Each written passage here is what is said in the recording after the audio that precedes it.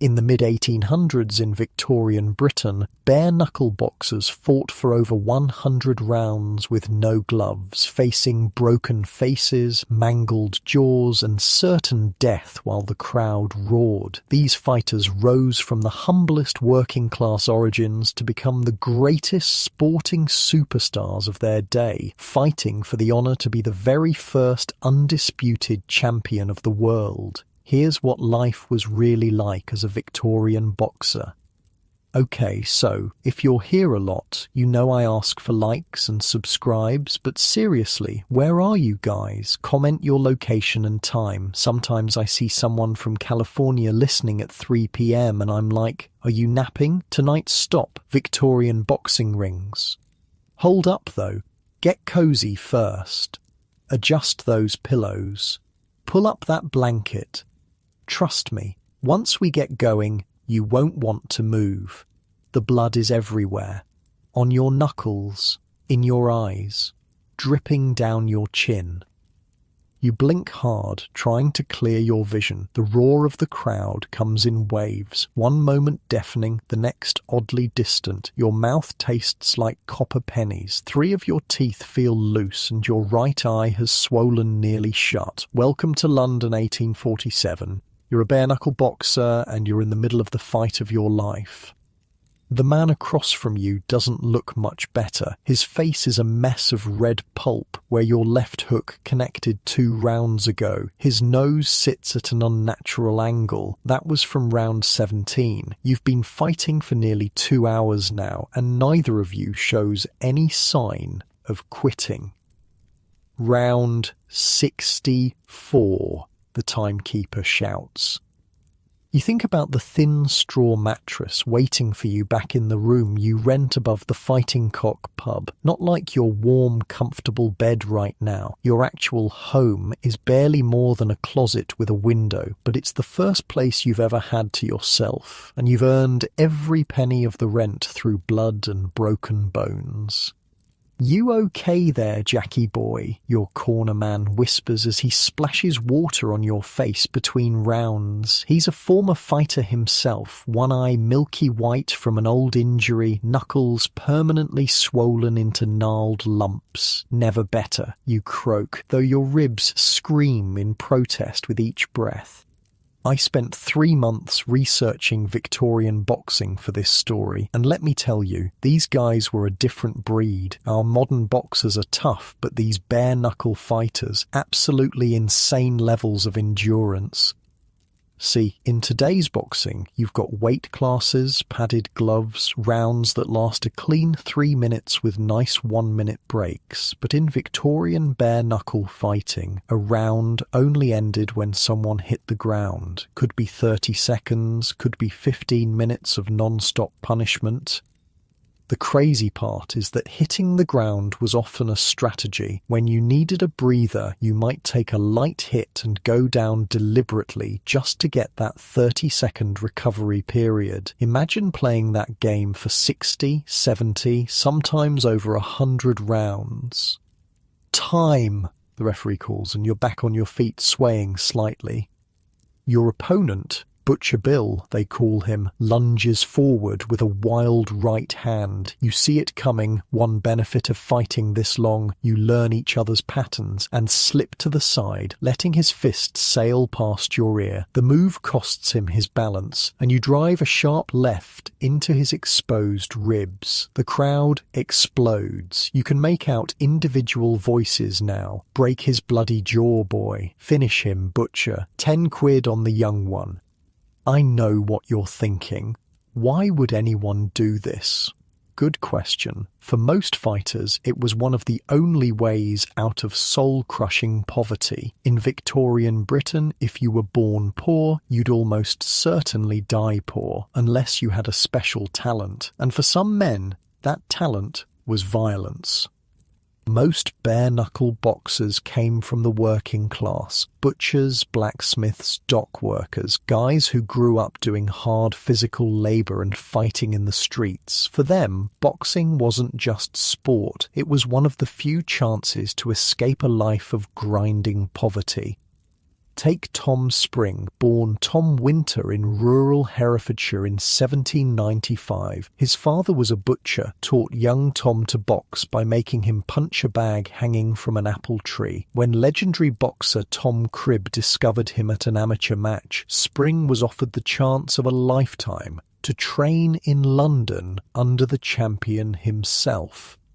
At 18 years old, Spring left behind the only home he'd ever known for the smoke, noise and filth of London, a city that would chew up and spit out most country boys. Jesus, you mutter as Butcher Bill lands a heavy blow to your shoulder. The impact sends a jolt of pain down to your fingertips. You clinch with him, grabbing his sweat-slick body to buy a moment's rest. Up close, you can smell the gin on his breath, the blood and sweat soaking both your bodies. His eye is swollen completely shut now, and a gash above his other eye keeps seeping blood. Despite his corner's attempts to close it, the referee breaks you apart and you resume the brutal dance. You're fighting at a place called the Fives Court, one of London's premier boxing venues. It's not much more than a large room with benches arranged in a square, but today it's packed with everyone from street urchins who snuck into actual aristocracy wearing silk top hats. That's the weird thing about boxing in this era. It draws from every social class, while working class folk crowd the back. The fancy, what they call boxing enthusiasts from the upper classes, sit up front in their fine clothes, betting obscene amounts of money on the outcome. And speaking of betting, the gambling on these fights is absolutely wild. More money might change hands during a championship bout than most workers would see in a lifetime. Prize fights were often called mills, as in they were money mills for gamblers and promoters. Lord Palmerston, the actual Prime Minister of Britain, was a huge boxing fan. So was Lord Byron, one of the most famous poets of the day. Charles Dickens wrote about prize fighting. These high society types slumming it at bloody bare-knuckle bouts is kinda like if today's tech billionaires and Hollywood celebrities were all obsessed with underground fight clubs. Butcher Bill's legs are looking wobbly now. You've been working his body for the last several rounds and it's starting to pay off. Your own arms feel like they're filled with lead, but you force yourself to keep them up. He's fading, your corner man hisses in your ear. Don't let up now.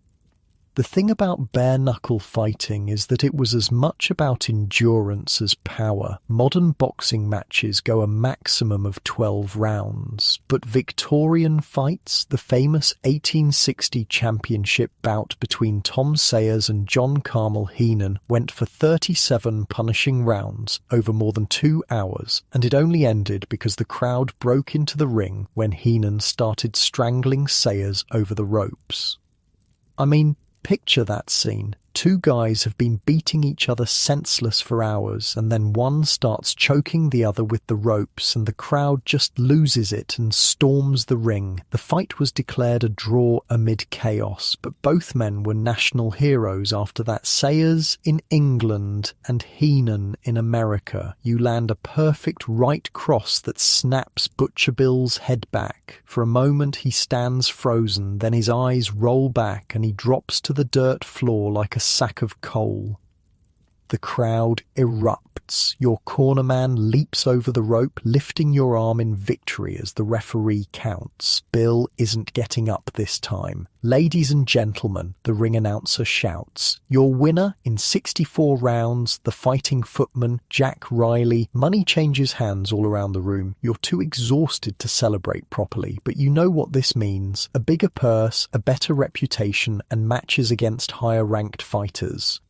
From a medical standpoint, these fights were absolute nightmares. One surgeon who studied the injuries said the punches could damage eyebrow, nose, rip off an ear, break teeth, smash jaw, and that a blow to the neck could fracture the windpipe and voice box. Broken ribs could puncture lungs, causing internal bleeding.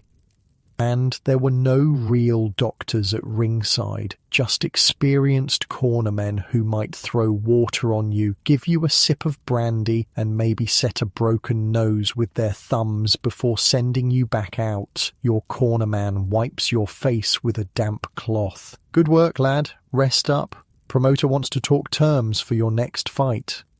And that's the business of it. No time to heal properly. Your body is your only asset, and you've got to keep fighting to earn. Most boxers from this era died young, from injuries, alcohol, or the general hard living that came with the fighting life. Back in your small room above the fighting cock, you inspect the damage. 2 possibly broken ribs, a gash above your left eye that probably needs stitches but will have to make do with a plaster, knuckles swollen to twice their normal size. You carefully unwrap the strips of cloth you bound your hands with before the fight. No gloves in bare-knuckle boxing, just thin strips of cloth to provide some minimal protection to the knuckles. Didn't help much. Your hands look like raw meat. The landlady, Mrs. Higgins, knocks and enters, without waiting for a response. She's carrying a basin of hot water and some clean rags. "Saw the fight," she says gruffly, setting down her supplies. "Not bad for a skinny lad. Need help with them cuts?" She doesn't wait for an answer, already dabbing at your face with a wet cloth. The water in the basin quickly turns pink. "Thank you, ma'am," you manage. "Don't thank me. Rent's going up a shilling now you're winning proper fights." She's not entirely joking, but her hands are surprisingly gentle as she cleans your wounds. Despite all its brutality, bare-knuckle boxing actually had rules. The London prize ring rules, established in the 1740s and refined in 1838. They banned eye gouging and biting. Yeah, they had to specifically outlaw those, but allowed wrestling moves, throws, and fibbing. Which is when you'd grab an opponent by the neck or hair and just pummel him repeatedly. Super civilized stuff, clearly. The training methods were just as brutal and rudimentary as the fighting itself. Fighters would run miles each day, often carrying weights. They'd punch bags filled with grain or sand. They'd spar without gloves to condition their hands.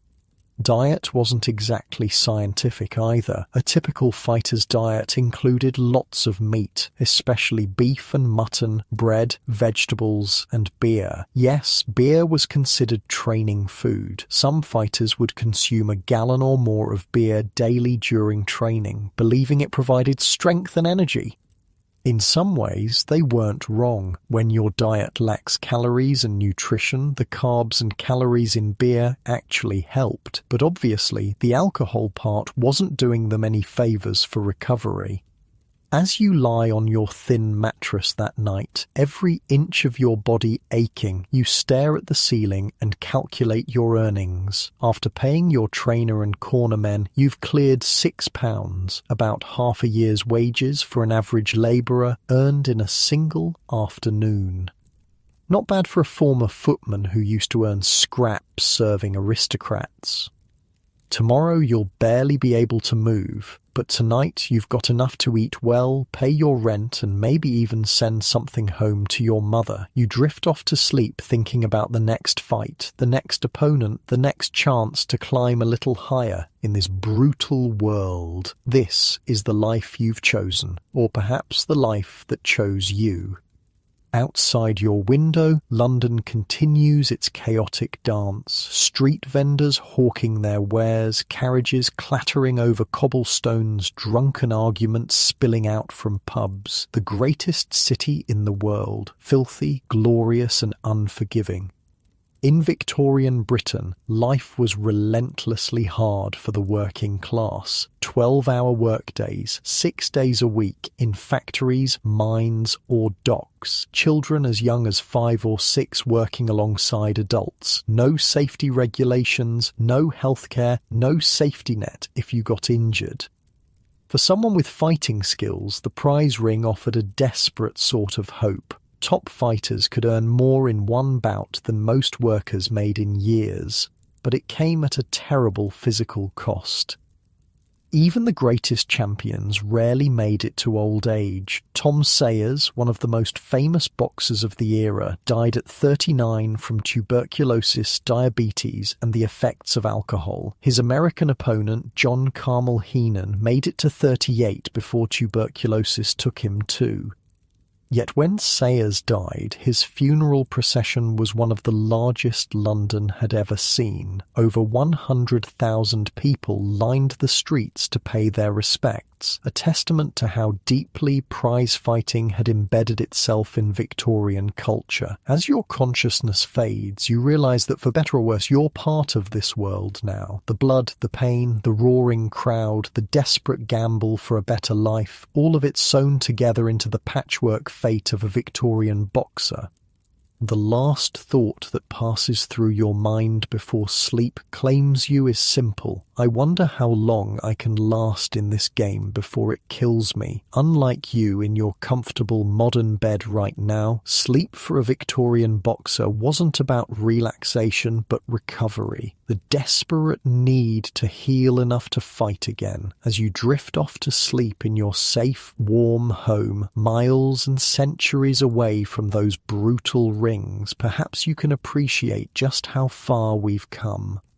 And yet, something about their raw courage, their willingness to stand toe-to-toe and test the very limits of human endurance, still calls to something primal in us. Maybe that's why these stories of the first fighting champions still captivate us, even as we wince at their brutality.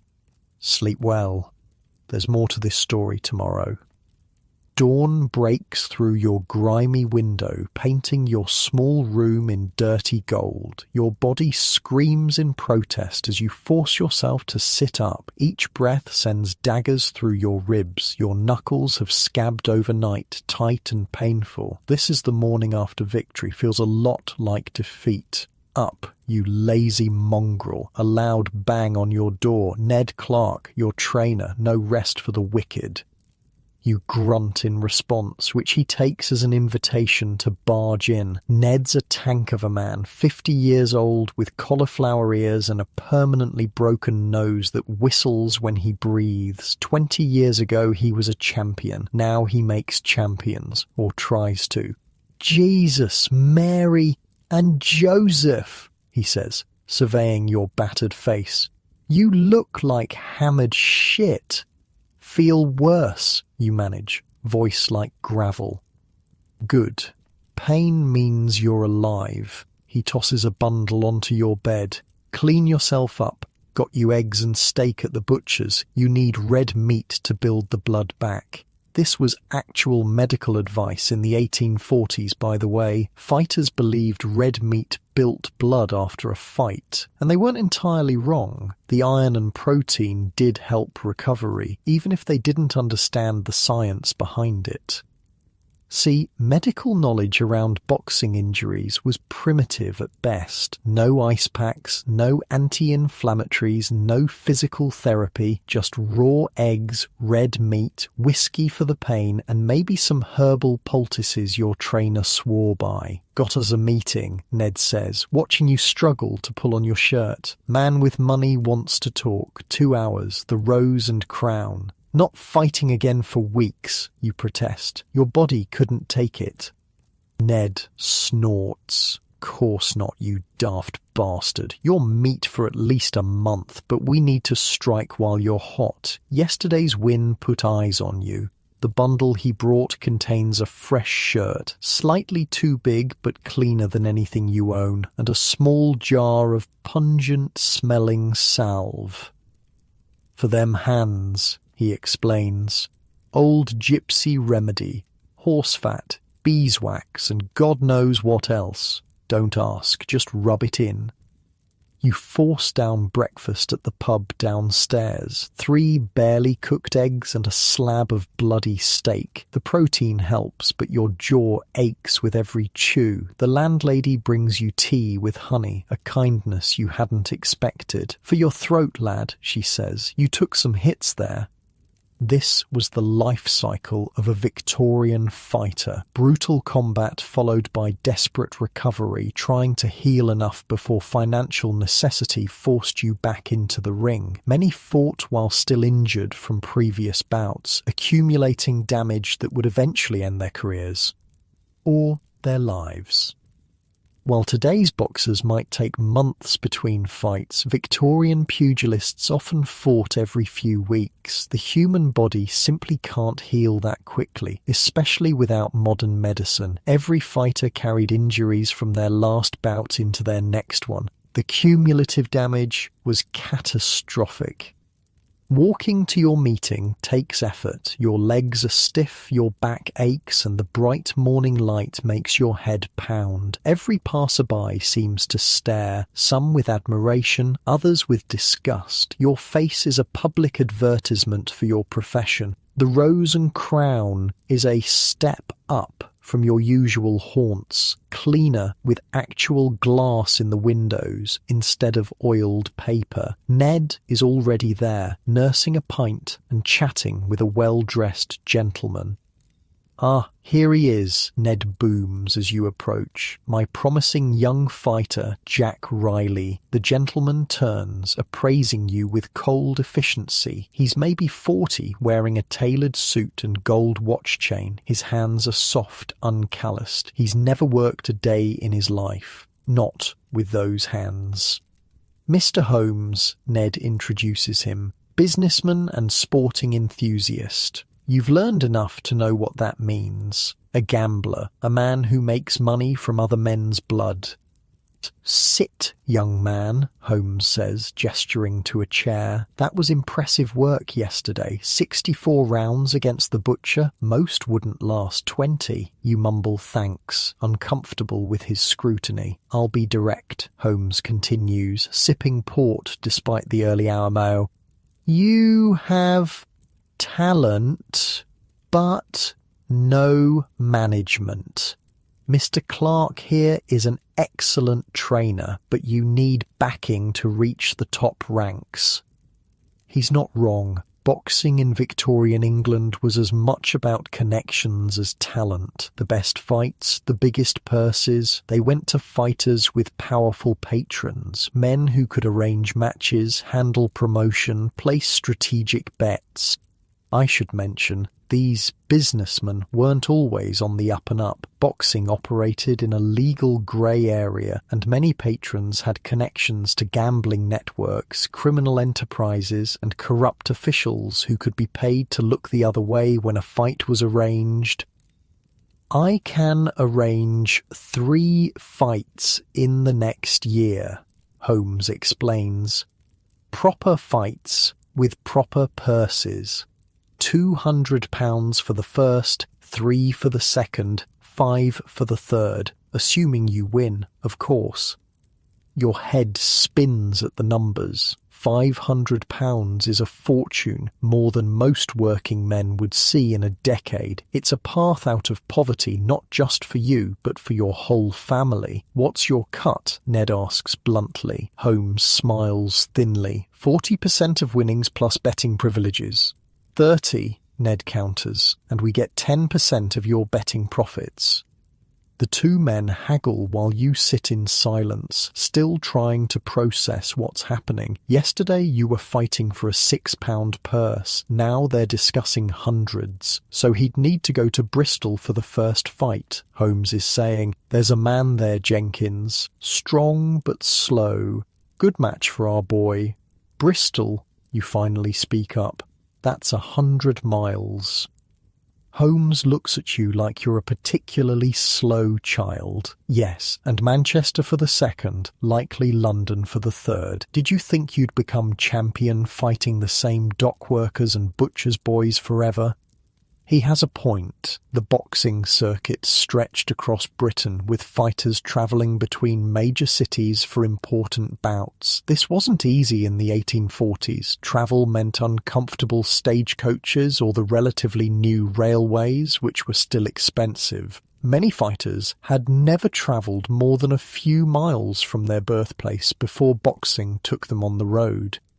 The meeting ends with handshakes and a signed agreement, your X mark on a document you can't read, promising your fighting future to a man you just met. Ned seems pleased, though, and you trust his judgment more than your own in these matters. This changes everything, he tells you as you leave. No more back alley scraps. You're moving up, Jackie boy. The deal made, Ned drags you to his training quarters, a converted stable behind another pub. Despite your protests that you need to rest, he insists you start preparing immediately. Champion ain't made in the ring, he says, handing you a rope. Champion's made in training. You start skipping, an exercise fighters have used for centuries to build footwork and stamina. Every jump sends pain through your ribs, but you grit your teeth and continue. After 10 minutes, you're drenched in sweat and struggling to breathe. Pathetic, Ned comments, though not unkindly. 5 more minutes, then the bag. The bag is a canvas sack filled with sand, hanging from a beam. Not the refined equipment of modern gyms. This thing is hard as stone and rough enough to take more skin off your already damaged knuckles. Not with the hands, you protest, showing him your split knuckles. Then practice blocking, he says without sympathy. Arms up, elbows in, move your feet. You took too many hits yesterday because you stand flat-footed like a damn statue. Victorian training methods were brutal but effective in their own way. They didn't have the scientific understanding of exercise physiology we have today, but they recognized the fundamentals: build strength, improve endurance, develop technique through endless repetition.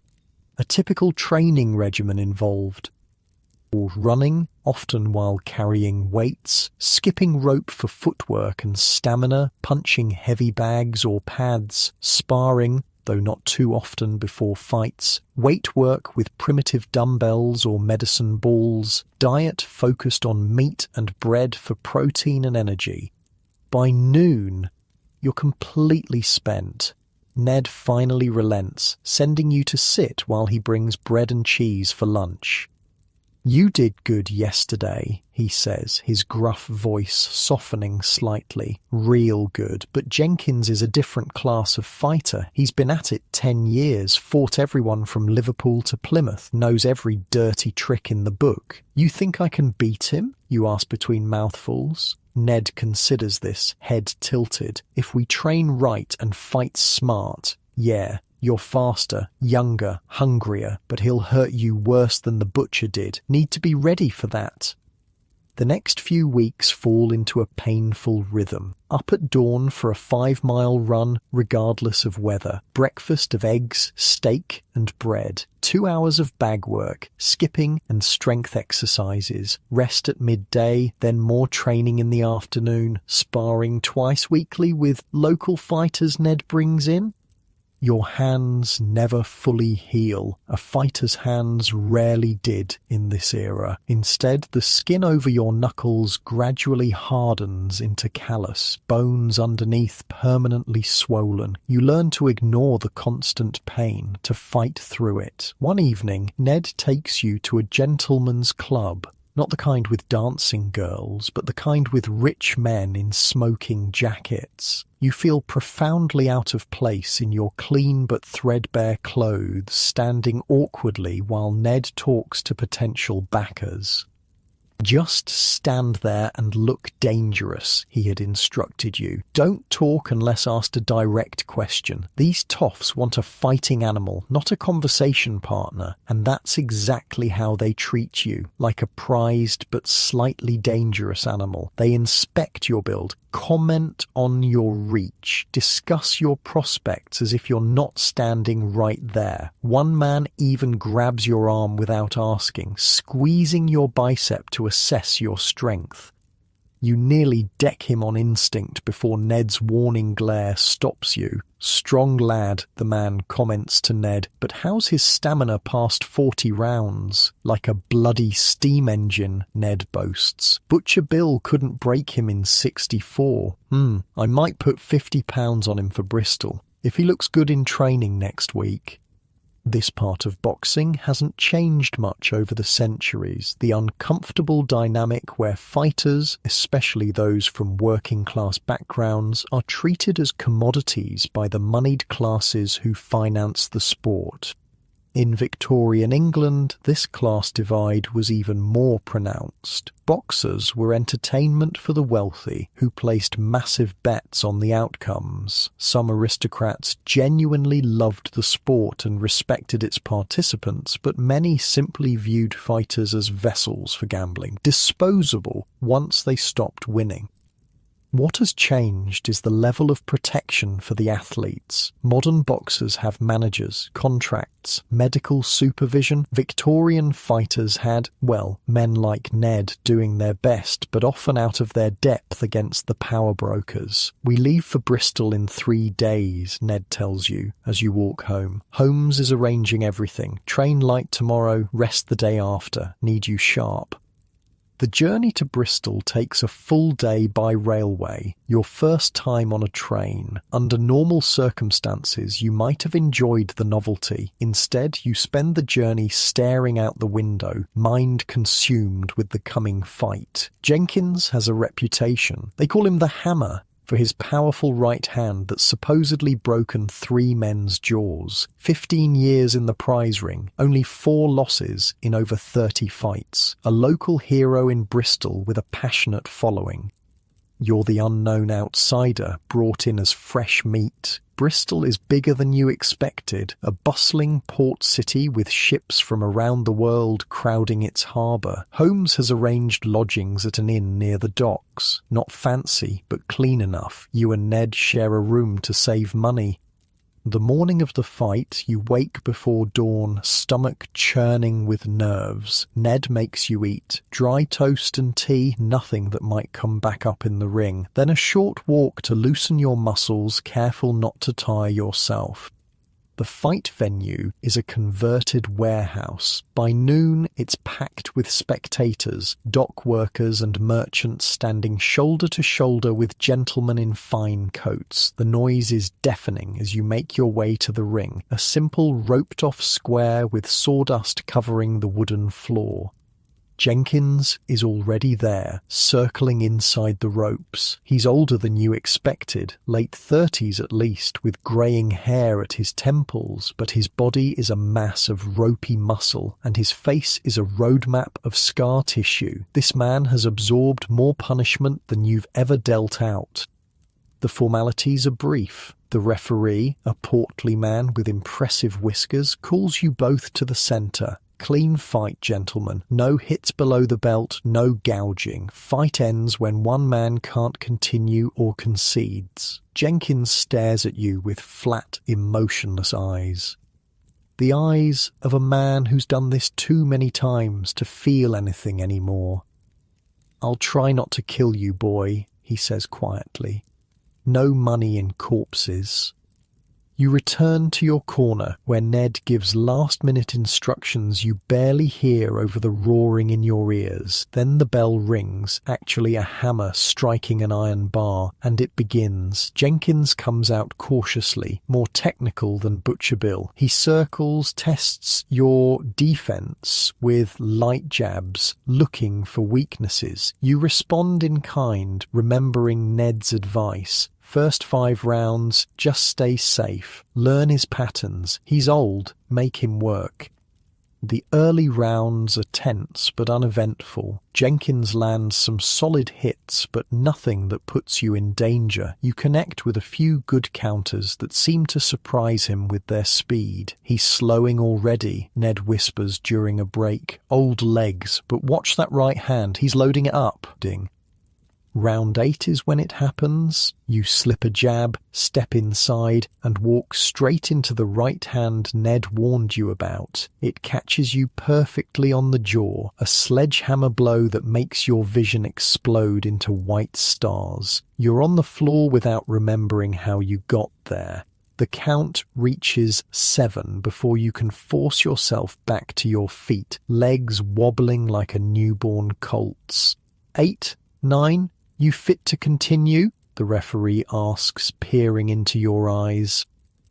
You nod. unable to form words. Jenkins comes in for the kill, but some animal instinct for survival takes over. You clinch, hold, survive the round through desperation alone. Sit, breathe.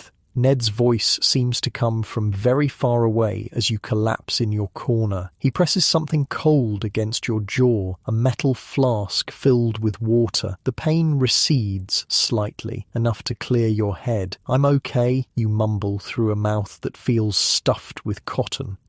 "Like hell you are," Ned replies, but he used a lot of energy trying to finish you. Now he's the one breathing heavy. He's right. The next round, Jenkins charges forward, but his legs have slowed, his punches coming a fraction later than before. You focus on movement, circling away from that deadly right hand, jabbing when you can, making him chase you.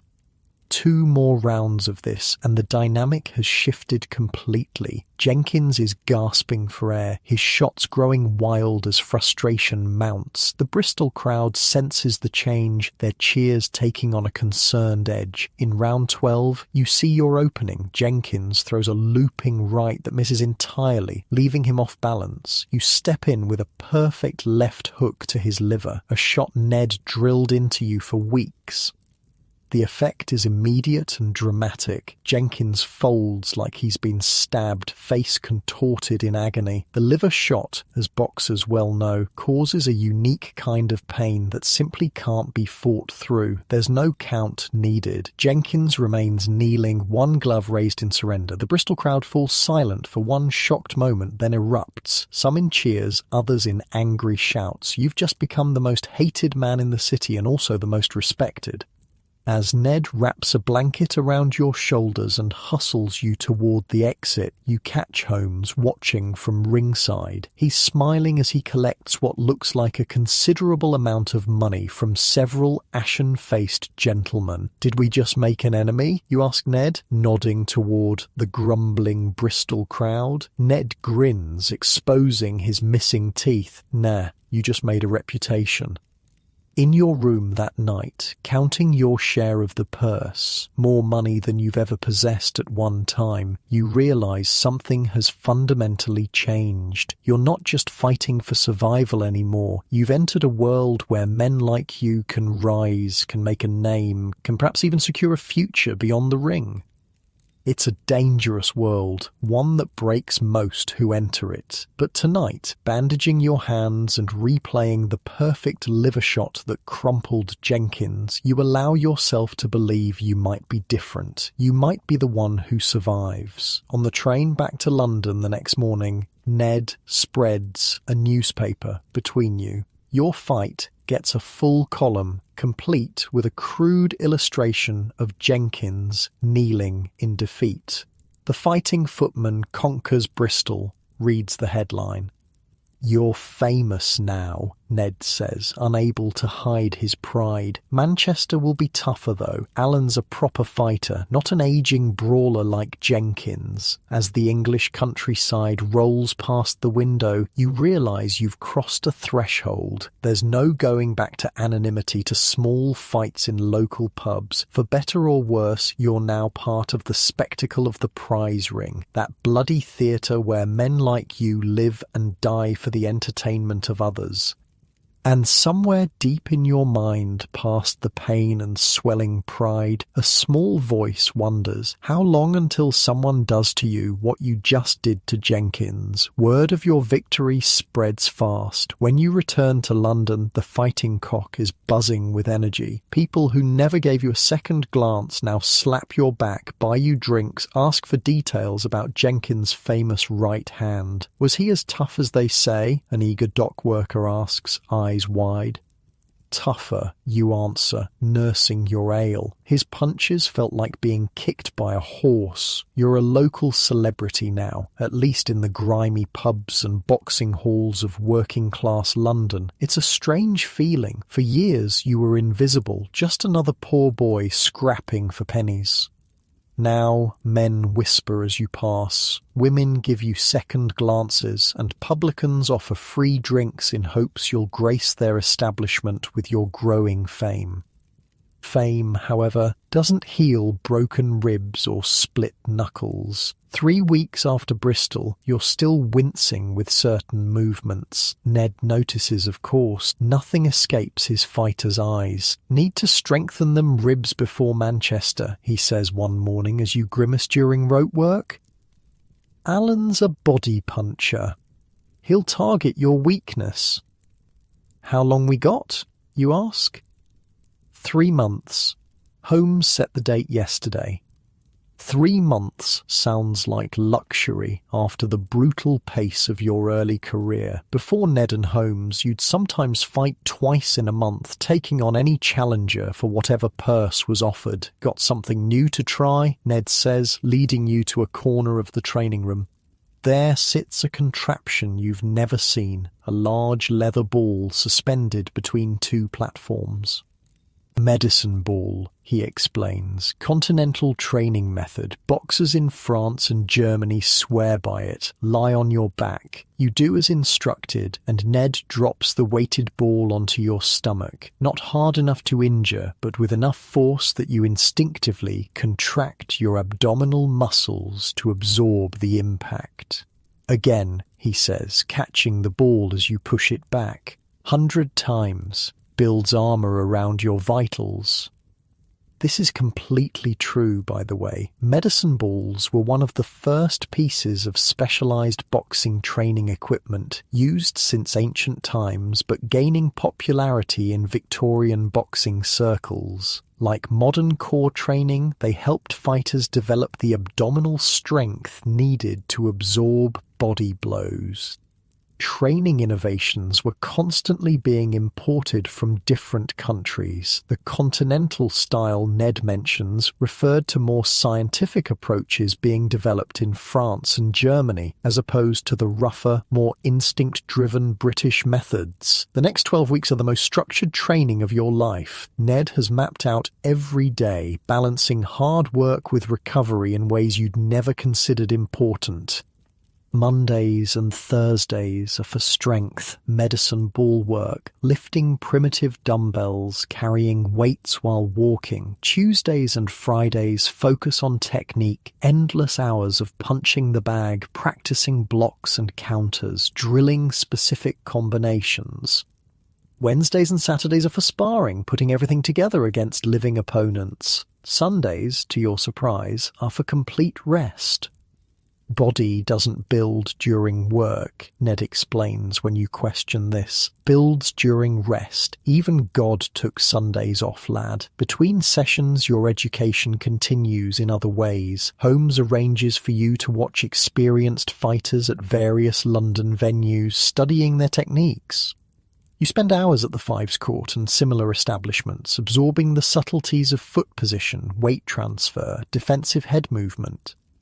"See how Cooper keeps his right hand high?" Ned whispers during one bout. "Old London style, different from the Liverpool fighters. They lead with the left shoulder more."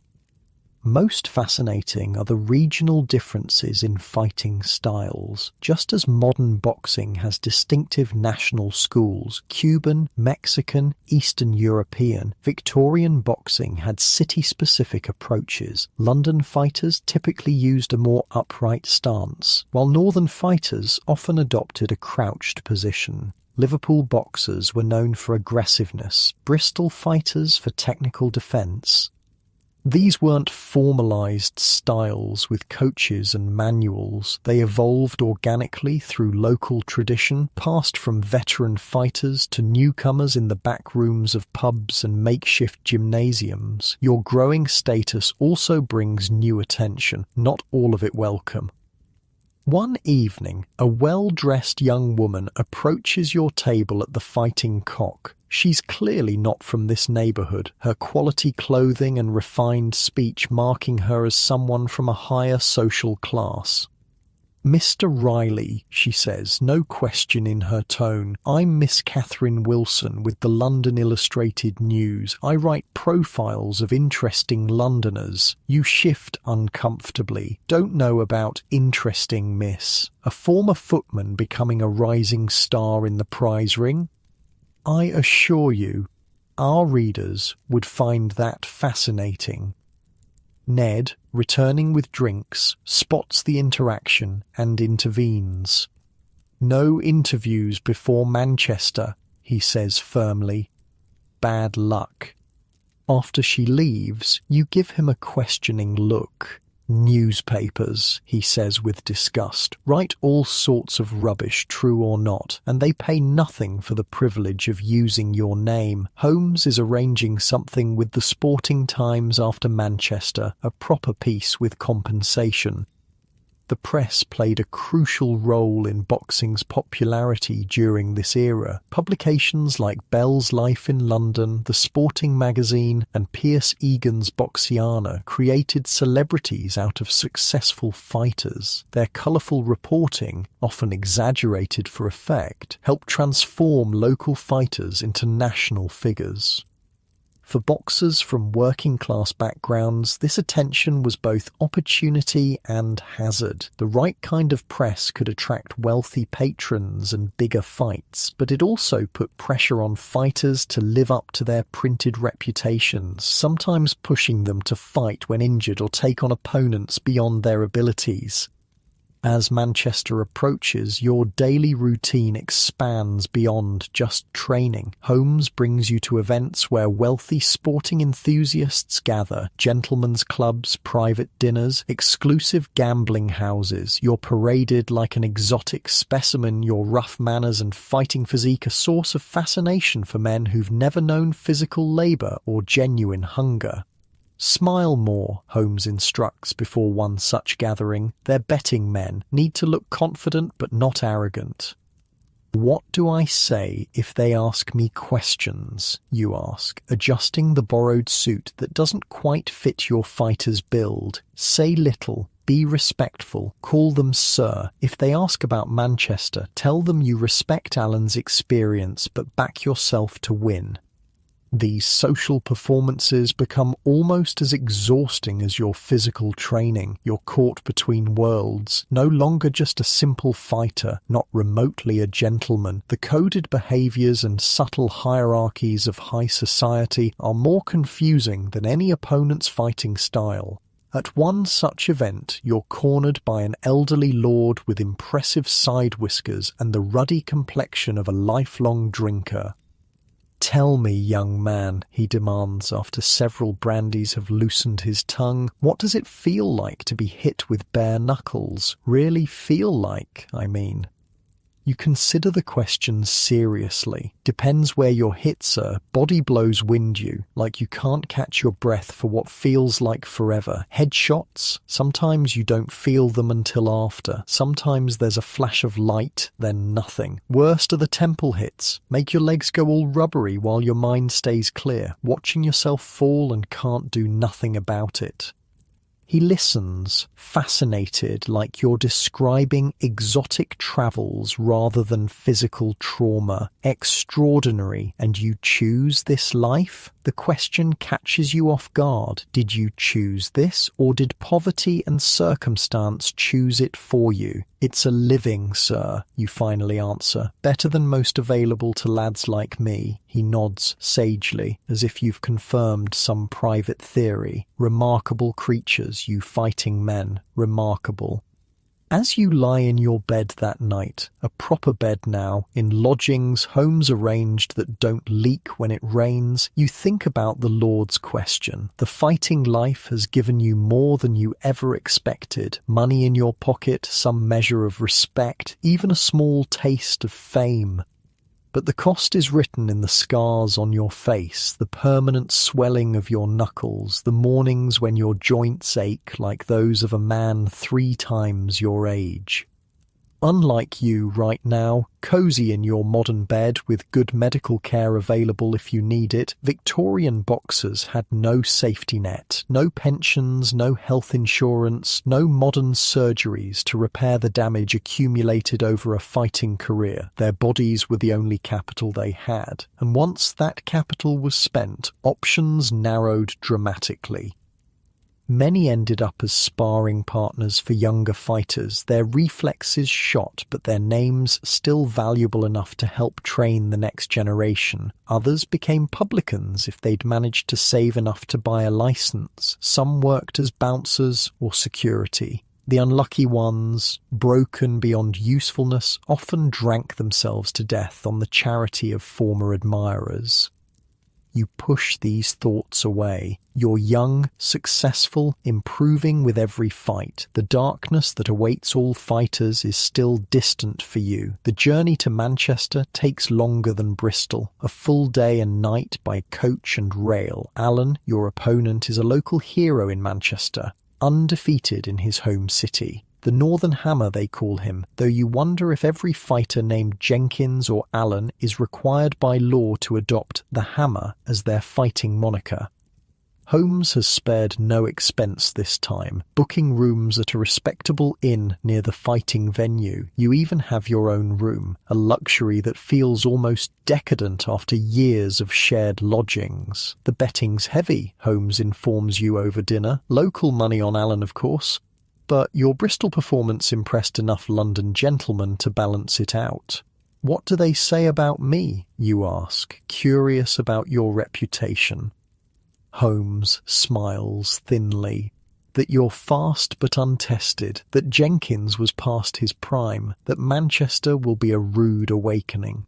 And what do you say? You press. I say I've wagered a considerable sum on you finishing Allen inside 20 rounds, he answers, cutting into his steak. So I very much hope Ned has prepared you adequately. The Manchester fighting venue is larger than anything you've experienced, a converted mill with high ceilings and space for nearly 1,000 spectators. By fight time, it's packed to the rafters, the noise deafening as locals cheer for their champion. Allen is waiting in the ring, a solid man in his late 20s with a methodical, balanced fighting style. Where Jenkins was a brawler who relied on power, Allen is known for his technique and stamina. He's never been knocked down in 17 professional fights. The referee calls you both to centre ring for instructions. Allen's eyes are calm, assessing. No trash talk, no intimidation, just the quiet confidence of a man who knows his business. Good luck, London, he says simply, his Manchester accent thick. You too, you respond, oddly comforted by his professionalism. The fight begins cautiously, both of you probing for weaknesses. Allen's reputation proves accurate. He's technically sound, with excellent defensive awareness and a snapping jab that keeps catching you as you try to close distance. By round 5, a pattern has emerged. Allen controls the centre of the ring, forcing you to circle and look for openings. When you do land, your punches seem to have little effect on his sturdy frame. Meanwhile, his methodical attack is slowly accumulating damage. A cut above your eye, bruising along your ribs, a rapidly swelling left ear where a hook caught you clean. Need to change the pattern, Ned tells you between rounds, working to close the cut. He's too comfortable. Make him uncomfortable. How? You ask, gratefully sucking water from a ladle. Get dirty, wrestling, inside fighting. He likes space. Take it away. This was a legitimate strategy in bare-knuckle boxing. Under London prize ring rules, wrestling moves were permitted. Fighters could clinch, grapple, and even throw their opponents to the ground. Many bouts were won through superior wrestling rather than punching power. You follow Ned's advice. Instead of boxing at Allen's preferred distance, you crowd him, tie up his arms, lean your weight on him in clinches. When he tries to establish space, you bull forward, making the fight ugly, disrupting his rhythm. The Manchester crowd hates it, booing lustily as the clean boxing match devolves into a wrestling contest. But the strategy works. Allen grows increasingly frustrated, his textbook technique less effective in a close-quarters brawl. In round 13, the fight turns. Alan, trying to create separation, pushes you hard during a clinch. As you stumble backward, he lunges forward with a right hand, but in his eagerness, he overextends. You slip the punch and counter with a short, chopping right that catches him behind the ear. It's not a powerful blow, but the placement is perfect. Alan's legs wobble momentarily, his eyes glazing. You've spent enough time around fighters to recognize the look. He's hurt, his equilibrium disrupted. You press the advantage, forcing him back toward the ropes. He recovers enough to cover defensively, but the momentum has shifted. The crowd senses it too, their boos giving way to the tense silence of collective concern. 3 more rounds of constant pressure follow. Alan, still unsteady, focuses on survival, clinching whenever you get close, taking a knee when exchanges turn against him. Each time he rises at the count of 8 or 9, breathing heavily but refusing to quit. The Manchester fans find their voice again, now cheering Alan's heart rather than his skill. "Stay up, Tommy," they chant. "Don't let the Londoner take you." Round 19 brings the end. Alan, exhausted and still fighting the effects of that shot behind the ear, drops his guard momentarily after pushing you away. You step in with a straight right hand that lands flush on his jaw. His eyes roll up, legs folding beneath him like a collapsing chair. The referee doesn't bother with a count. Alan is out cold, his undefeated Manchester record shattered. The local crowd is momentarily stunned into silence before a mix of cheers and angry shouts erupts. You're quickly surrounded by your team, Ned, Holmes, and 2 burly assistants Holmes hired for security, and hustled toward a side exit. "Outstanding," Holmes says, actually patting your shoulder. "The first physical contact he's ever initiated. 19th round. I wagered on 20 or fewer. Excellent return." In your dressing room, a luxury that didn't exist in smaller venues, you finally have a moment to process what's happened. You've just defeated an established champion on his home turf. The purse is substantial, your reputation growing with each victory. But as Ned helps you remove your hand wraps, revealing bloody knuckles and a possibly broken middle finger, you're reminded of the physical cost. Alan's precise jabs have left your face swollen and cut, and that early bodywork has you coughing painfully with deep breaths. "London next," Ned says, dabbing at a cut with surprisingly gentle hands. "Big one. Bennett himself." That gets your full attention.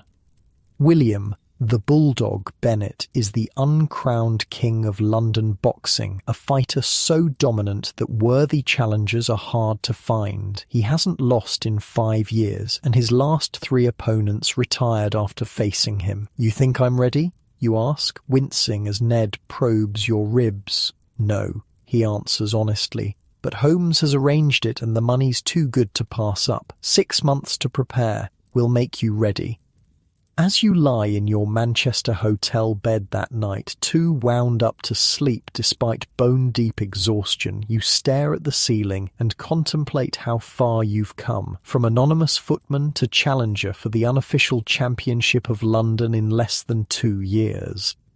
The pain that throbs through your body seems a small price for such advancement, yet a quiet voice in the back of your mind wonders if any success is worth the systematic destruction of your body. Bennett has ended careers with his fists, some opponents never fully recovered, but that's a concern for tomorrow. Tonight, despite the pain and lingering adrenaline, your heavy eyelids finally close, carrying you into well-earned rest. Unlike you right now, warm and comfortable in your modern bed without a care in the world, Victorian fighters often went to sleep uncertain if their injuries were merely painful or genuinely serious. No X-rays to check for fractures, no MRIs for brain bleeds. Just hope, toughness, and the knowledge that tomorrow would bring more of the same. As you drift towards sleep in your clean, safe room, think about those men who willingly faced such brutality for a chance at a better life. Their courage wasn't always rewarded, but without it, they had no chance at all. London greets your return with unexpected fanfare. The sporting papers, which once ignored your existence, now feature your name prominently. The fighting footman conquers the north, screams one headline. Riley's rise continues, announces another.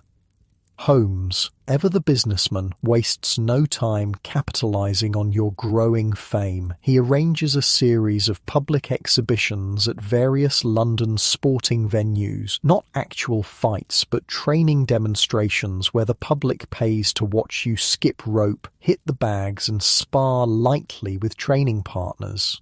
This is ridiculous, you complain after the third such exhibition, where you performed before a crowd of nearly 200. I'm a fighter, not a circus act. You're both, Holmes corrects, counting the day's takings, and you're being well compensated for the inconvenience. He's not wrong. Your purse for these exhibitions is substantial, not fighting money, but far more than you'd have earned in a week as a footman. The boxing exhibitions were genuinely a significant source of income for Victorian fighters between matches. Similar to how modern boxers make money from promotional appearances, these exhibitions helped fighters stay financially afloat while training for major bouts. Plus, there's something else, something you'd never admit to Ned or Holmes. You're starting to enjoy the attention, the admiring glances from women, the respectful nods from men who'd have ignored you months ago, the way crowds part slightly when you enter a room, whispers following in your wake. That's him, that's Riley. Fame is a powerful intoxicant, especially for someone who spent most of their life being invisible.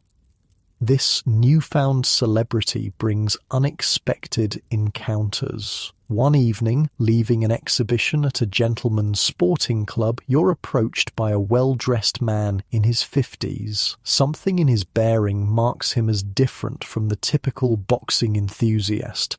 An air of genuine authority rather than purchased importance.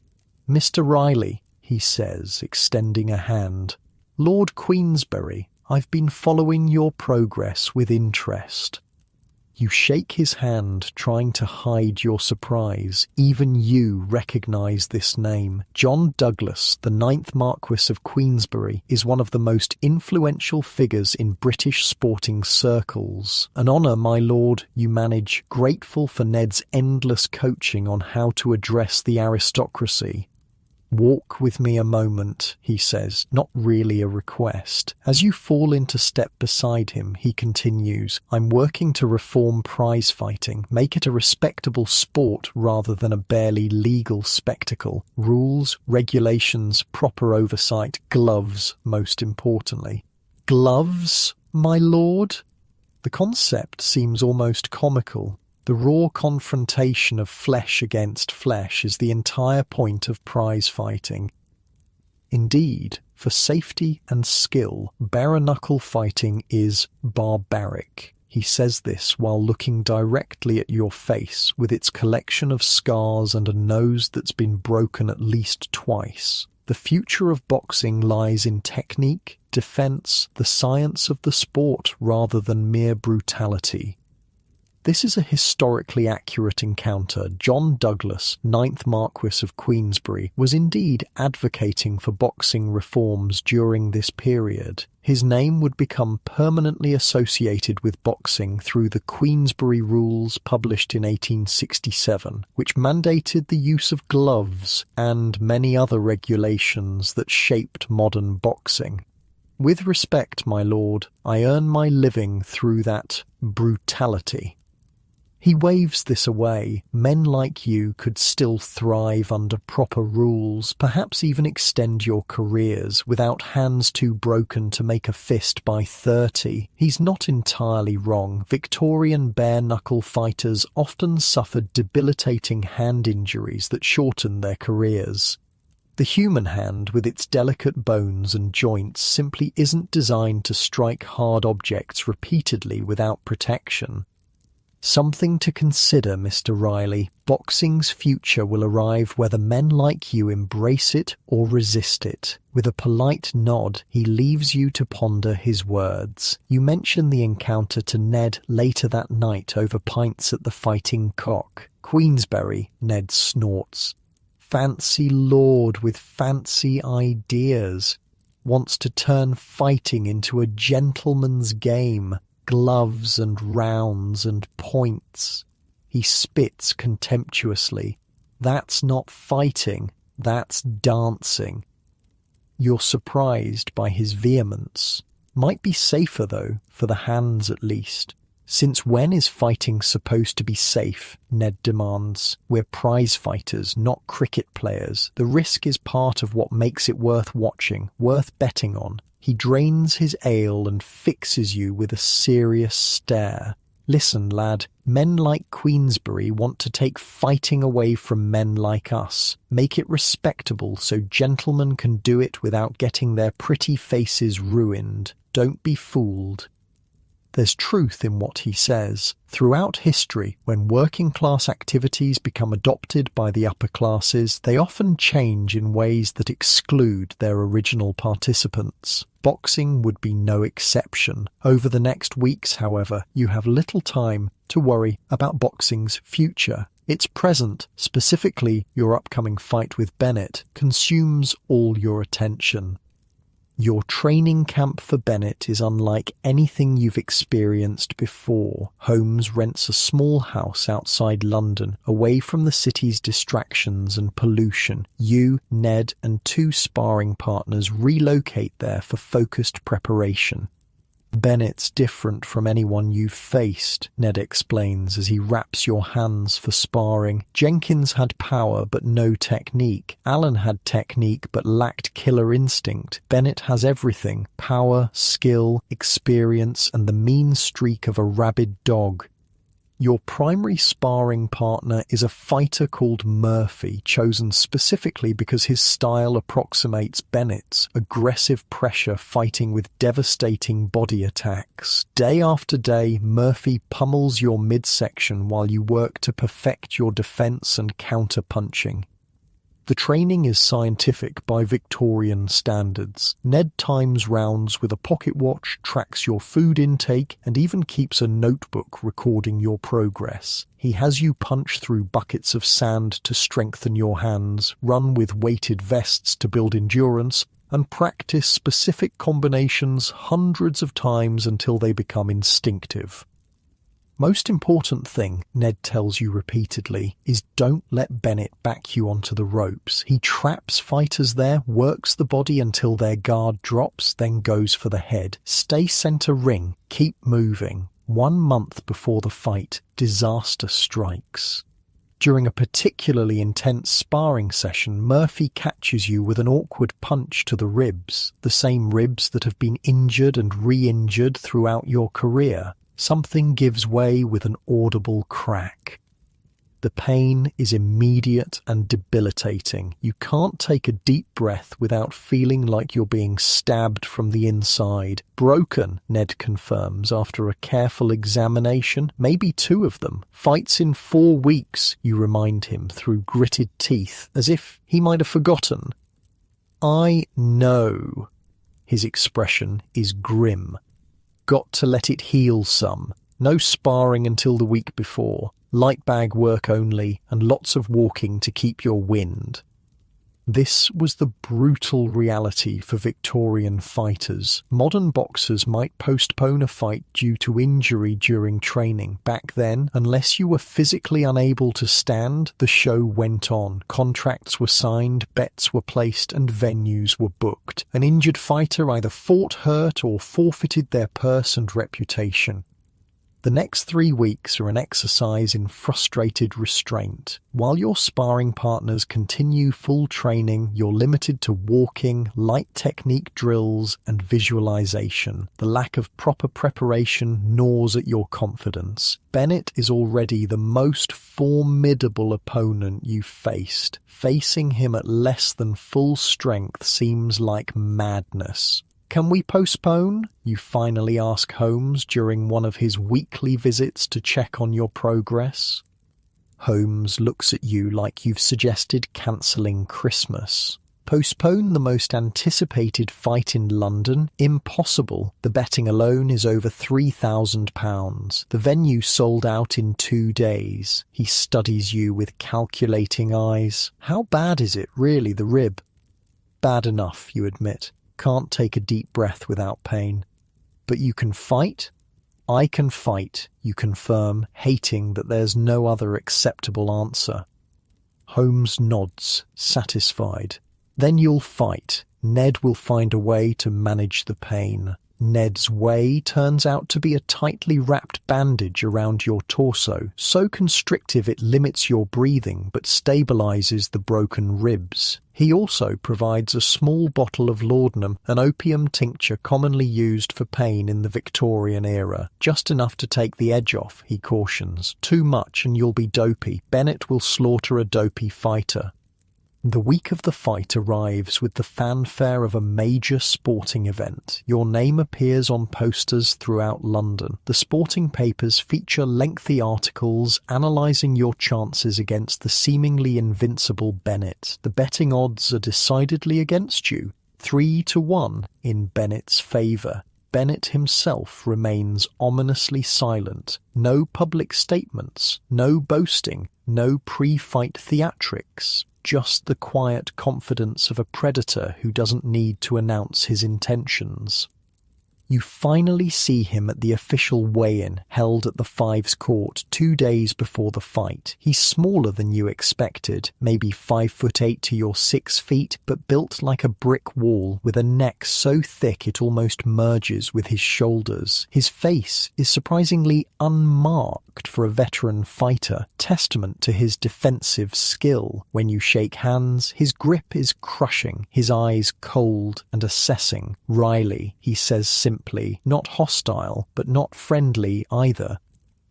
"Bennett," you reply, matching his tone. The conversation ends there, but something in that brief exchange leaves you unsettled. This isn't a man who fights for fame or even money, not primarily. This is someone who genuinely enjoys hurting people, who has found a socially acceptable outlet for darker impulses.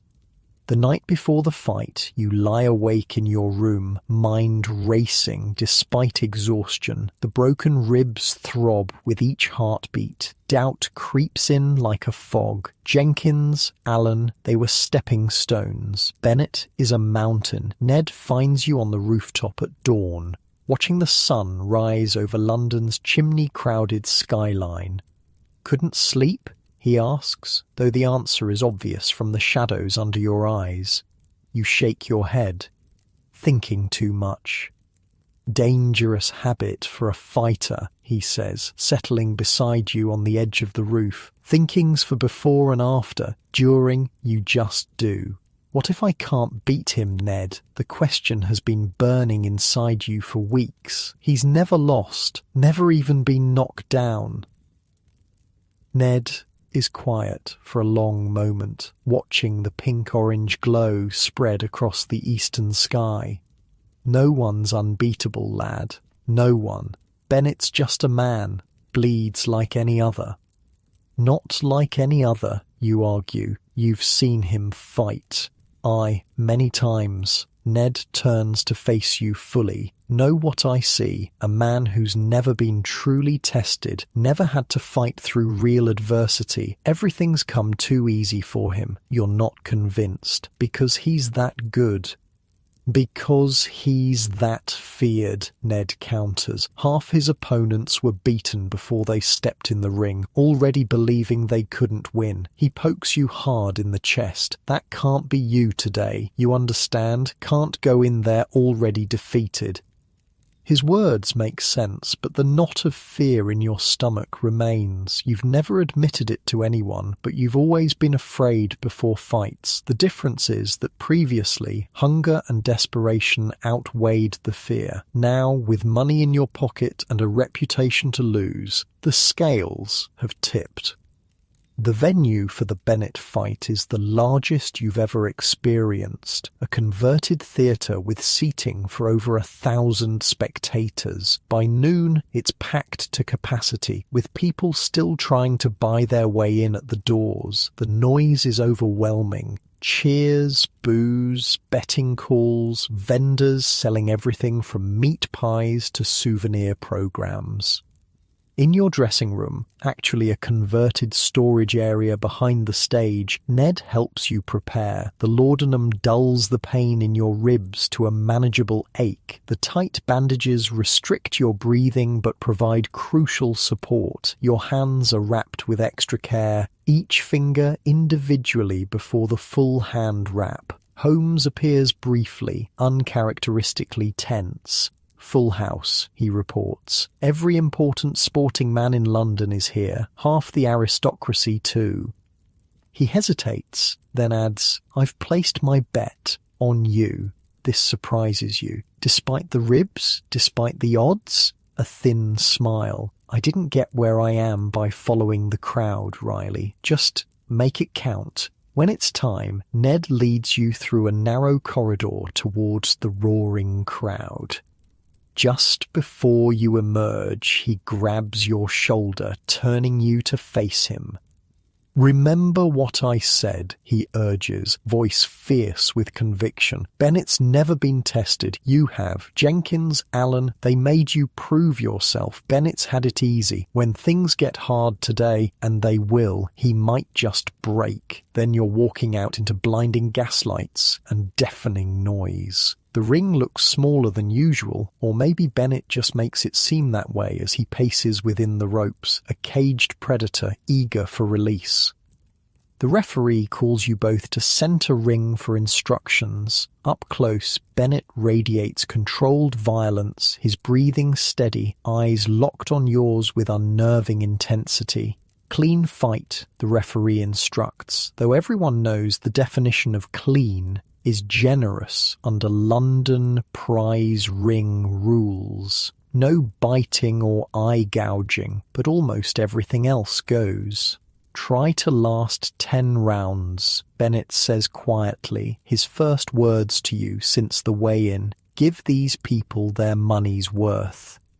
Then the bell clangs, and hell begins. Bennett doesn't start cautiously like Allen or rely on one big punch like Jenkins. He comes at you like a force of nature, cutting off the ring with practiced footwork, throwing combinations to head and body that seem to have no end. It's immediately clear that everything Ned told you about his skill was, if anything, understated. You weather the first round through defensive instinct and desperate movement, but land nothing significant in return. Your corner is uncharacteristically quiet between rounds, Ned's expression grave as he wipes blood from a cut above your eye. "Need to slow him down," is all he says. "Body shots when he comes in." Easier said than done. Bennett's defense is nearly impenetrable, his head movement making your punches hit air more often than flesh. Meanwhile, his own shots land with disturbing frequency, each one delivered with perfect technique for maximum damage. By round 4, your ribs are screaming in pain, the laudanum's effects fading under the onslaught. A particularly vicious liver shot doubles you over, nearly ending the fight then and there. Only pride and stubbornness keep you upright. "He's breaking," Bennett comments to his corner loud enough for you to hear. "One more round." The words light a fire of defiance. You won't be talked about like a thing, a foregone conclusion. The next round, you abandon Ned's careful strategy and fight back with reckless aggression. Most of your punches miss or are blocked, but a looping overhand right catches Bennett by surprise, snapping his head back. For a brief moment, shock registers on his face. You've hurt him, not badly, but enough to make him reassess. The dynamic shifts subtly. Bennett becomes more cautious, showing you a respect that wasn't there before. The middle rounds become a brutal chess match. Bennett still controls most exchanges, but you find moments to counter, to make him pay for his aggression. Your ribs are definitely rebroken, possibly worse than before, but the pain has become abstract, something happening to someone else. In round 9, disaster strikes. An exchange near the ropes leaves you slightly off balance. Bennett seizes the opportunity, landing a perfect uppercut that seems to explode inside your skull. Your legs go completely, consciousness flickering like a candle in the wind. You're on the ground without memory of falling. The referee's count reaches 5 before the fog clears enough for you to realize what's happening. At 8, you force yourself to one knee. At 9, you're upright, barely, swaying like a drunk. Bennett comes in for the kill, unleashing a barrage that you survive only through muscle memory and desperation, covering up, clinching when possible, anything to buy seconds for your head to clear. The bell saves you. In your corner, Ned works frantically to bring you back, his voice urgent in your ear. "Still with me, lad? How many fingers?" He holds up 3. 3, you mumble. "Good enough. Listen, he thinks you're done. Everyone does, but he's tired too. Breathing hard. Look at his right side when he throws the left hook. He's dropping his elbow. Counter over the top." The next round is pure survival. Bennett presses his advantage, confident of an imminent victory. You retreat, block, clinch, anything to recover and wait for the opening Ned described. It comes late in the round. Bennett throws a left hook to the body, and there it is, the slight drop of his right elbow. You throw over the top, a desperate right hand with everything you have left. The punch lands flush on Bennett's jaw, a perfect shot. His eyes go blank, legs suddenly boneless. He pitches forward, face first onto the canvas. The crowd, which had been Bennett's, erupts in disbelief. The referee, seemingly in shock himself, begins the count. Bennett stirs at 5, tries to rise at 8, but can't coordinate his limbs. At 10, it's over. You've done the impossible. Knocked out the unbeatable William Bennett. Become, in that single moment, the King of London's prize ring. The aftermath is a blur, hands lifting you, voices congratulating you, Ned's face split by a grin so wide it must hurt. Holmes is there too, looking like a man who's just won the lottery, which, given his betting, he practically has. Through it all, the pain in your ribs, your hands, your battered face registers as a distant concern. Victory is the ultimate anesthetic. Only later, in the quiet of your room, does the full impact hit you. You're the champion now, the man to beat, the target for every hungry fighter looking to make their name, and you've never felt more broken, more in need of rest and healing. Lying in your bed, every breath a reminder of the damage done for this moment of glory. You wonder, what happens now? How many more times can your body endure this? How many more Bennett-level fighters can you survive? Questions for tomorrow. Tonight, despite the pain, despite the uncertainty, you drift towards sleep as London's champion. Unlike you now, comfortable in your modern bed with medical care just a phone call away, Victorian boxers often faced their greatest victories and most crushing defeats alone, in rented rooms with only rudimentary treatment for injuries that would require surgery and months of rehabilitation today. As sleep finally claims you, one thought surfaces through the pain and exhaustion. The higher you climb, the farther there is to fall. Fame hits like a tidal wave. One day you're Jack Riley, ambitious fighter. The next you're Champion Riley, your name on every sporting man's lips in London. They throw you a parade. Well, not a proper parade with bands and flags, but a procession of sorts. Holmes arranges for you to ride in an open carriage down the Strand, Ned beside you looking deeply uncomfortable in a borrowed suit. People line the streets, workers and gentlemen alike, cheering the new champion. "Smile, for God's sake," Holmes hisses from his seat opposite. "You look like you're attending a funeral."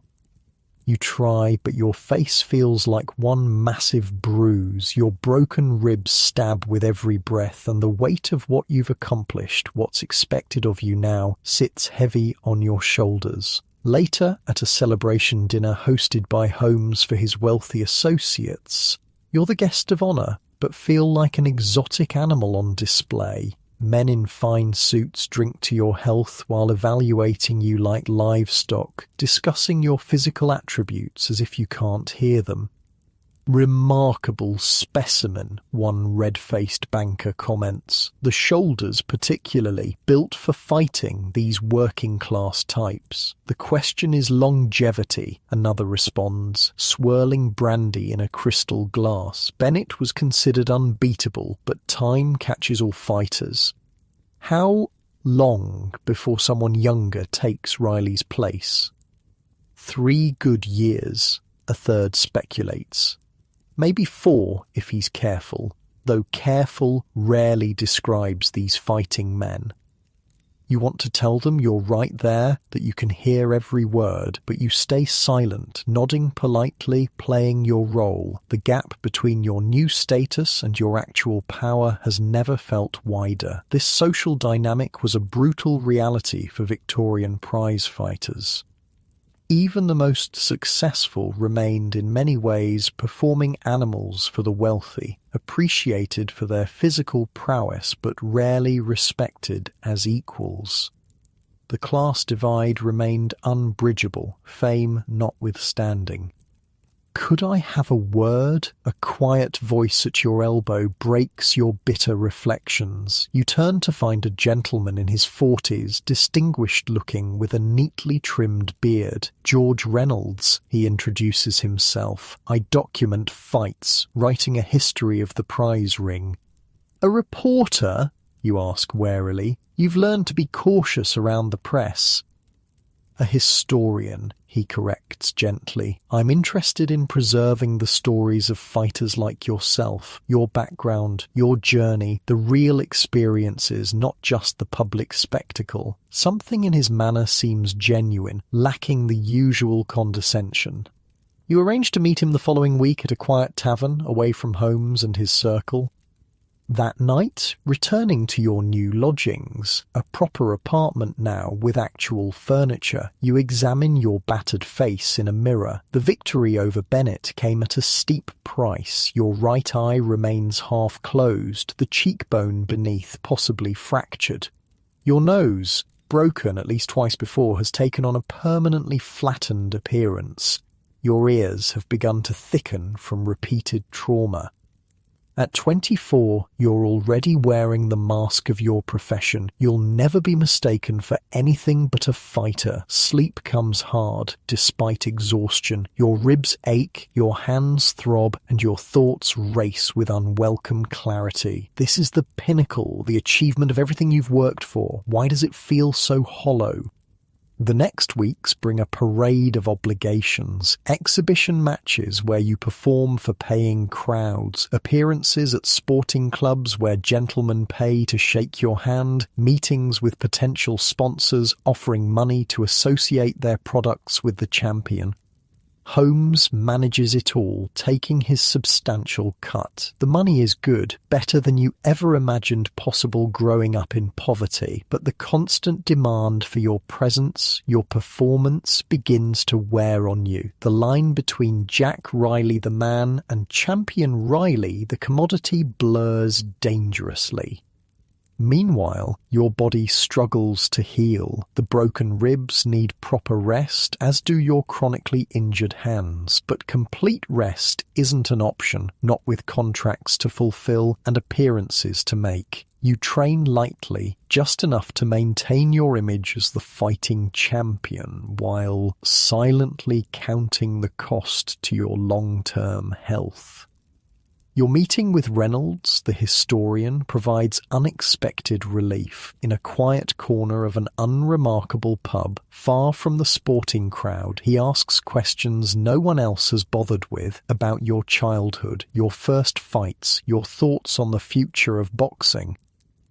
The Queensberry Rules are gaining traction, he notes, referencing the new regulations mandating gloved fighting. What do you think? Will gloved boxing replace the traditional prize ring? You consider this honestly. Maybe, probably. Bare knuckles, it's brutal, makes for shorter careers. Like yours might be, he asks perceptively. The question catches you off guard. No one else has acknowledged the obvious, that despite your championship status, your body is already breaking down. Every fight takes something, you admit. Something you don't get back. Bennett took more than most. Reynolds nods, not with pity, but understanding. The public sees the glory. They don't see the aftermath. Neither did I, starting out, you confess. Thought I was indestructible. The historian smiles sadly. They all do. Tom Cribb, Tom Spring, Jem Ward. Every champion I've interviewed says the same. The human body isn't meant to absorb such punishment indefinitely. This was the cruel reality of Victorian boxing. Fighters often peaked in their mid-20s, their careers cut short by accumulated damage. Without modern medical care, injuries that today might be surgically repaired instead became permanent disabilities. Broken hands never properly healed. Damaged eyes gradually lost vision. Repeated concussions led to slurred speech, tremors, memory loss. What we now recognize as chronic traumatic encephalopathy, or CTE. 2 months after the Bennett fight, when your ribs have healed enough for proper training, Ned sits you down for a serious conversation. Need to talk about what's next, he says, unusually solemn. Holmes wants to book a championship defense against Miller from Birmingham. He's good, you comment non-committally. He's more than good. He's younger, fresher, hasn't taken the damage you have. Ned looks uncomfortable. Listen, Jack, you've done what no one expected. Become champion from nothing. But every fighter has a clock running. Yours started ticking faster after Bennett. You've never heard Ned speak so directly about the limited lifespan of a fighting career. It's usually the unspoken truth hanging over every training session, every fight. You saying I should retire? As champion, the idea seems absurd. You're at your peak, financially, if not physically. Not saying that, just saying be selective, pick the right fights, make the money while you can, but don't throw yourself to the wolves out of pride. He rubs his scarred knuckles, the joints swollen from his own fighting days. I've seen too many champions fight too long, end up punch-drunk and broke. His concern touches you. Despite his gruff exterior, Ned has become something between a father and an older brother. He's invested in your success, yes, but also in your survival. So, not Miller? Not Miller, he confirms. I'm thinking Cartwright. Decent name, decent skills, but styles make fights, and his style works for us. Holmes won't like it, less dramatic, but he'll accept it. This conversation highlights a crucial aspect of boxing few outside the sport fully understand: the careful matchmaking that goes into building and maintaining a champion's career. It wasn't about always facing the best, but about balancing risk and reward, navigating the treacherous waters between 2 easy fights that damage your credibility and 2 difficult ones that end your reign prematurely. Modern boxing fans often criticize champions for ducking tough opponents, but this strategic approach to matchmaking has always been part of the sport. In the Victorian era, with no sanctioning bodies or mandatory challengers, a champion had even more latitude to select opponents, though public opinion still mattered. Holmes isn't pleased when you and Ned present your preference for Cartwright over Miller, but he eventually relents. Fine, Cartwright has a following in the East End. We can sell it, but after him, Miller becomes unavoidable if you want to maintain your standing. The Cartwright fight is scheduled for 3 months out, standard preparation time for a championship bout. Your training camp starts with renewed purpose, your body having had time to partially recover from the Bennett battle. But halfway through camp during a sparring session, disaster strikes again. You slip a punch and pivot, a movement you've made thousands of times, but this time something gives way in your left knee with a sickening pop. The pain is immediate and incapacitating. Ligament, the doctor pronounces after examining the swollen joint. Torn or severely strained? Can it be fixed? You ask, already knowing the answer. The doctor's expression says it all. In 1847, joint injuries were poorly understood and largely untreatable. No surgery, no rehabilitation protocols, just rest and hope. It will stabilise somewhat with time, he offers. A month of complete rest, then gradually strengthen it. But it won't be the same. You'll need to adapt your fighting style. A month of rest means postponing the fight, something Holmes vigorously opposes when informed. Tickets are sold. Bets are placed. The sporting papers have been promoting this for weeks. It cannot be postponed. His tone leaves no room for negotiation. He can't put weight on the leg, Ned argues. How's he supposed to fight? Figure it out, Holmes replies coldly. That's what I pay you for. This callous attitude toward fighters' health wasn't unusual. Boxing was business, and business concerns trumped physical well-being. Modern boxing, with medical suspensions and rigorous pre-fight examinations, offers protections Victorian fighters could only dream of. In the weeks before the Cartwright fight, you and Ned work desperately to adapt. You develop a new stance that puts minimal weight on the injured leg. You practice fighting off the ropes, using them for support when the knee threatens to buckle. You drill counterpunching relentlessly, knowing you won't have the mobility to lead the action. It's not ideal, Ned admits after a particularly frustrating training session, but it might be enough. Cartwright's aggressive. He'll come to you. Make him pay when he does. The night of the fight, your knee is heavily wrapped beneath your trunks. Ned has also procured a stronger laudanum solution for the pain, riskier in terms of affecting your reflexes, but necessary if you're to have any chance. Cartwright is everything Ned described. Aggressive, powerful, but somewhat predictable. He charges from the opening bell, looking to overwhelm you with volume and pressure. Under normal circumstances, you'd circle away, establish your jab, control distance. But with your compromised mobility, you're forced to stand your ground, block what you can, and look for countering opportunities.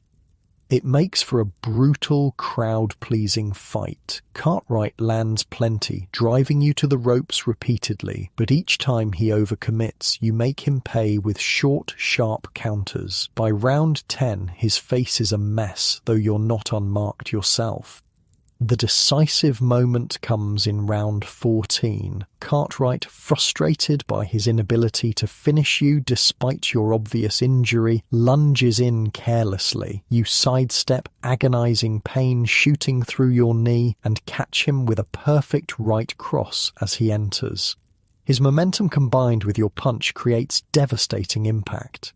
He drops immediately, unconscious before he hits the canvas. The crowd explodes. The champion has defended his title in dramatic fashion, apparently overcoming adversity through heart and skill. Only you, Ned, and the doctor know the full extent of that adversity and the price paid to overcome it. In your dressing room afterward, as the doctor examines your now massively swollen knee, Holmes arrives with your purse and congratulations. "Oh, spectacular performance," he enthuses. "The sporting papers will love this. Champion overcomes injury to retain title. I can see the headlines now." You look up sharply. "Who said I was injured?" Holmes smiles thinly. "Please, the way you were standing, your limited movement."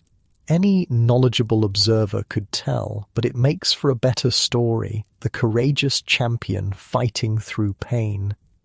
"Not a story," you mutter, wincing as the doctor probes your knee. "Not a bloody story at all. Everything's a story in this business, Riley." Holmes counts out your share of the purse. Substantial, but you're beginning to realize likely less than your true market value. Rest that leg. Miller awaits in the new year. After he leaves, the doctor delivers his verdict. The ligament is completely torn now. The joint is unstable. Fighting on it again? He shakes his head. Inadvisable. "How long for it to heal?" Ned asks. "Heal? It won't heal as such. The body can't repair a fully torn ligament. With complete rest, the swelling will subside, and he might regain some function. But another fight will likely cripple him permanently." The doctor's words hang heavy in the small room. "This isn't a broken rib or a cut that will mend with time. This is potentially career-ending. There must be something," you protest. "Some treatment." "There are surgeons experimenting with joint repairs," he concedes reluctantly, "in Paris and Vienna, but the procedures are experimental, expensive, and often unsuccessful, and certainly not available to—" He trails off, but his meaning is clear. "Not available to someone of your social standing, despite your championship status." For the first time, you face the possibility that your fighting career might be over, not in some distant future, but now, at what should be your peak. The thought is terrifying. Fighting is all you know, all you've built your identity around. What happens, you ask Ned, when you're alone? To champions who can't fight anymore? Ned doesn't sugarcoat it. Depends. Some open pubs if they've saved enough. Some become trainers. Many drink away whatever they've earned, then fade away. The sport's not kind to its retired warriors. You think about Reynolds, the historian, and his comments about fighters' abbreviated careers, about the punch-drunk ex-champions he's interviewed slurring their words as they recount past glories. Is that your future now? That night, lying in bed with your elevated leg throbbing despite the laudanum, you stare at the ceiling and calculate your finances. You've earned good money as champion, but you've also spent freely enjoying the fruits of success without thought for tomorrow. How long would your savings last if you couldn't fight again? 6 months? A year?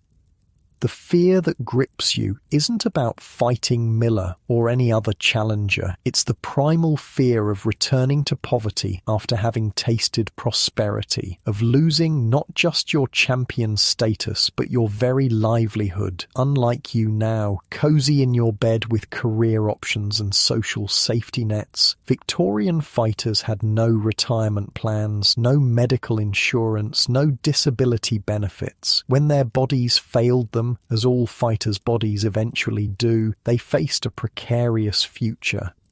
As you drift toward uneasy sleep, one question haunts you. Is the glory of the prize ring worth the price you're paying? And if not, what choices remain?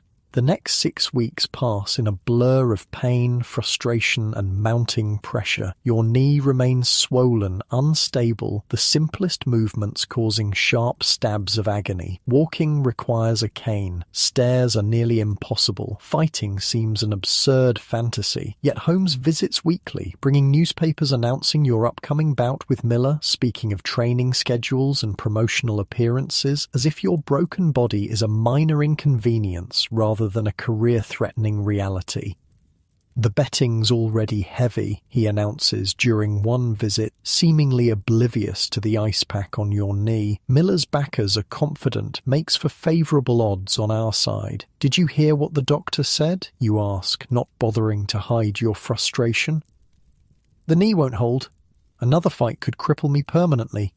Holmes waves this away like an annoying fly. Doctors always exaggerate. They're paid to be cautious. I've seen fighters overcome worse. Name one, Ned challenges from his corner of the room. Holmes hesitates, then shifts tactics. The public expects this fight, Riley. The champion faces all worthy challengers. That's the code of the prize ring. Withdraw now, and your reputation. He lets the threat hang unfinished. You both know what happens to champions who refuse fights. They're branded cowards, their accomplishments dismissed, their names tarnished in the sporting papers. After Holmes leaves, Ned sits heavily beside you. He's a vulture, he says bluntly, doesn't care if you're crippled as long as he gets his percentage. What choice do I have? The question isn't rhetorical. You genuinely need an answer. Ned scratches his stubbled chin thoughtfully. There's a fellow in the East End, not a proper doctor, more of a bone setter, works with injured dock workers, sometimes fighters. Might be worth seeing. A quack? Or maybe, probably, but proper doctors haven't given you options, have they? He's right. Victorian medicine offered precious little for joint injuries. Surgery was primitive, dangerous, and rarely successful. Most doctors simply advised rest and accepted permanent disability as inevitable. The bone setter, Walter Tanner, operates from a small shop near the docks. The waiting room is crowded with labourers nursing various injuries, broken fingers, dislocated shoulders, crushed toes, the occupational hazards of London's working class. Tanner himself is a surprise. You expected some gnarled old man with mysterious potions. Instead, he's middle-aged, well-spoken, with the massive hands of someone used to manual labour. Former shipwright, he explains, noticing your assessment. Learned anatomy from books, technique from necessity. Dock workers can't afford proper doctors, so they come to me. His examination of your knee is thorough, almost scientific. He manipulates the joint carefully, noting your reactions, feeling for abnormalities beneath the skin. Cruciate ligament, he finally pronounces. Completely torn, supporting ligaments damaged too, joints unstable. Can you fix it? The desperate hope in your voice is embarrassing. Tanner sighs. Fix? No, nobody can truly fix this, but I might help you function better. His treatment is part manipulation, part massage, and entirely painful. He works the muscles around your knee, explaining as he goes. Can't repair the ligament, but can strengthen the surrounding muscles. They'll provide some stability the ligament used to give. He fashions a special bandage wrap, showing Ned how to apply it for maximum support. Wear this always. I'll see you 3 times weekly. We'll work on building those supporting muscles. As you leave, he adds a warning. This isn't a cure. It may help you walk normally, even run a bit. But fighting? He shakes his head. One wrong move, one bad twist, and you'll collapse. No strength in that joint anymore. Hope and despair wage war in your chest as you process his words. Walking normally again sounds miraculous after weeks of hobbling with a cane, but fighting, the only life you know, the source of your identity and income, remains a dangerous gamble. For the next month, you visit Tanner faithfully. The treatments are excruciating but effective. Gradually, your knee stabilizes enough to walk without the cane. Simple movement becomes possible without constant pain. You begin light training, shadow boxing, gentle bag work. Nothing that puts real strain on the injured joint. Holmes watches these limited sessions with transparent impatience. Miller's camp is pushing, he reports. They're suggesting you're stalling, afraid to face him. The sporting papers are starting to question your courage. The accusation stings worse than the knee pain. In the code of the prize ring, courage ranks above all other virtues. To be labelled a coward is a fighter's ultimate disgrace. Your frustration boils over during one particularly heated exchange. Bring Miller here, you challenge Holmes. Let him see the knee. Let him understand what he'd be fighting. A one-legged champion. Showing weakness to a challenger, Holmes looks genuinely scandalized. Absolutely not. The very suggestion proves you don't understand this business. The business of getting crippled for other men's entertainment and profit. I understand it perfectly. The words hang in the air between you, a truth rarely spoken aloud in boxing circles. Holmes's expression hardens. You have a contract, Riley. The Miller fight happens with or without your cooperation. Break that contract and I'll ensure you never fight in London again. After he storms out, Ned gives a low whistle. Well, that bridge is thoroughly burned. Good, you say, though your stomach churns with anxiety. Holmes has connections throughout the London sporting world. His enmity could be professionally devastating. That evening, an unexpected visitor arrives at your lodgings. Reynolds, the boxing historian. He brings a bottle of decent whiskey and sympathetic ears. I heard about the knee, he says, pouring generous measures for you both. And the situation with Holmes. Word travels fast in fighting circles. You accept the drink gratefully. Holmes wants me to fight Miller. Knee be damned. Reynolds nods thoughtfully. The eternal dilemma of the prize fighter. Risk permanent injury for temporary glory, or preserve your body at the cost of your reputation. You've studied boxing history, you say, swirling the amber liquid in your glass. What happens to champions who walk away, who choose health over honour?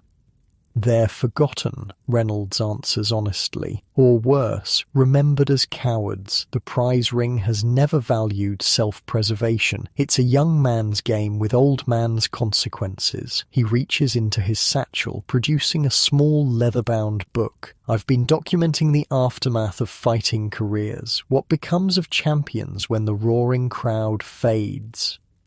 The book contains interviews with former champions and contenders, men who once commanded London's attention, now reduced to shadows of their former selves. Some found modest success as publicans or boxing trainers. Many ended in poverty and obscurity. A few succumbed to alcoholism, unable to replace the thrill of fighting or manage the pain of accumulated injuries.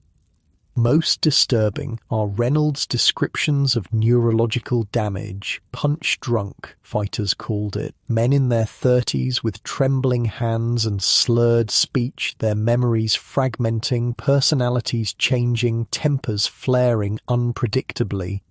The public sees only the glory, Reynolds says softly. They never witness the aftermath. 20 years from now, when you're struggling to button your shirt with gnarled hands or trying to remember your own address, they'll be celebrating some new young champion. His words paint a bleak but realistic picture. This is what awaited most Victorian fighters, a future of physical decay, financial insecurity and fading relevance. There were exceptions, fighters who transitioned successfully to other careers or saved enough to live comfortably. But they were the minority. What would you do, you ask him, if you were me with this knee and Holmes breathing down your neck? Reynolds considers the question seriously. "I'm not a fighter, never faced your choices, but I've interviewed dozens who have." He sips his whiskey. "The smartest ones recognized when to step away, usually after their first serious injury. They found other paths while their names still carried weight, used their fame to open doors before it faded." The next day, still mulling Reynolds' words, you receive an unexpected invitation. Tom Sayers, one of the most renowned champions in British boxing history, now retired, requests your company at his public house, The Wrestler. Sayers had been one of your boyhood idols. His 1860 fight against American John Carmel Heenan was the stuff of boxing legend. 37 brutal rounds ending only when spectators stormed the ring. That he's reached out personally is both thrilling and intimidating.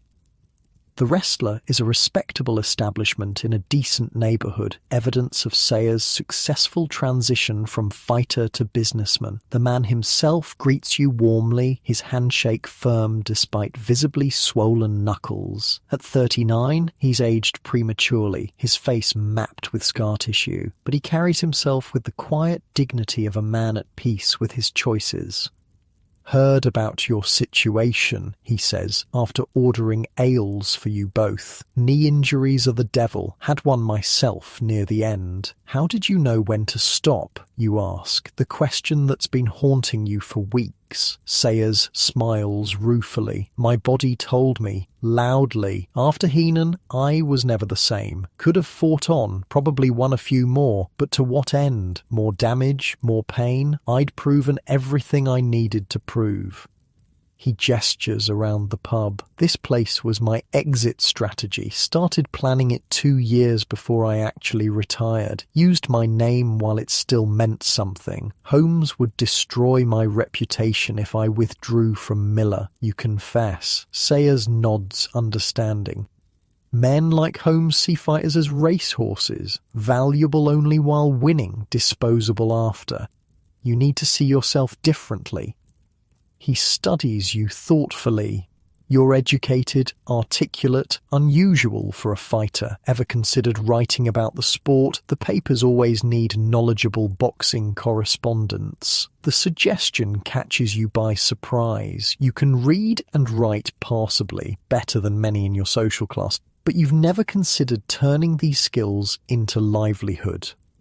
"There are other paths," Sayers continues. "Exhibition sparring for gentlemen's clubs, lighter, demonstrative, easier on the body, training rich men's sons in the noble art, even theatrical performances of famous fights. The fighting life doesn't have to end with fighting." His words plant seeds that take root in your mind. For the first time, you begin to envision a future beyond the prize ring, one that doesn't end in poverty or physical ruin. The next morning brings another confrontation with Holmes, who arrives unannounced at your training session. He watches with visible disappointment as you carefully shadowbox, the heavy knee bandage obvious beneath your trunks. "This is the champion of London," he says scathingly. "Moving like an old man.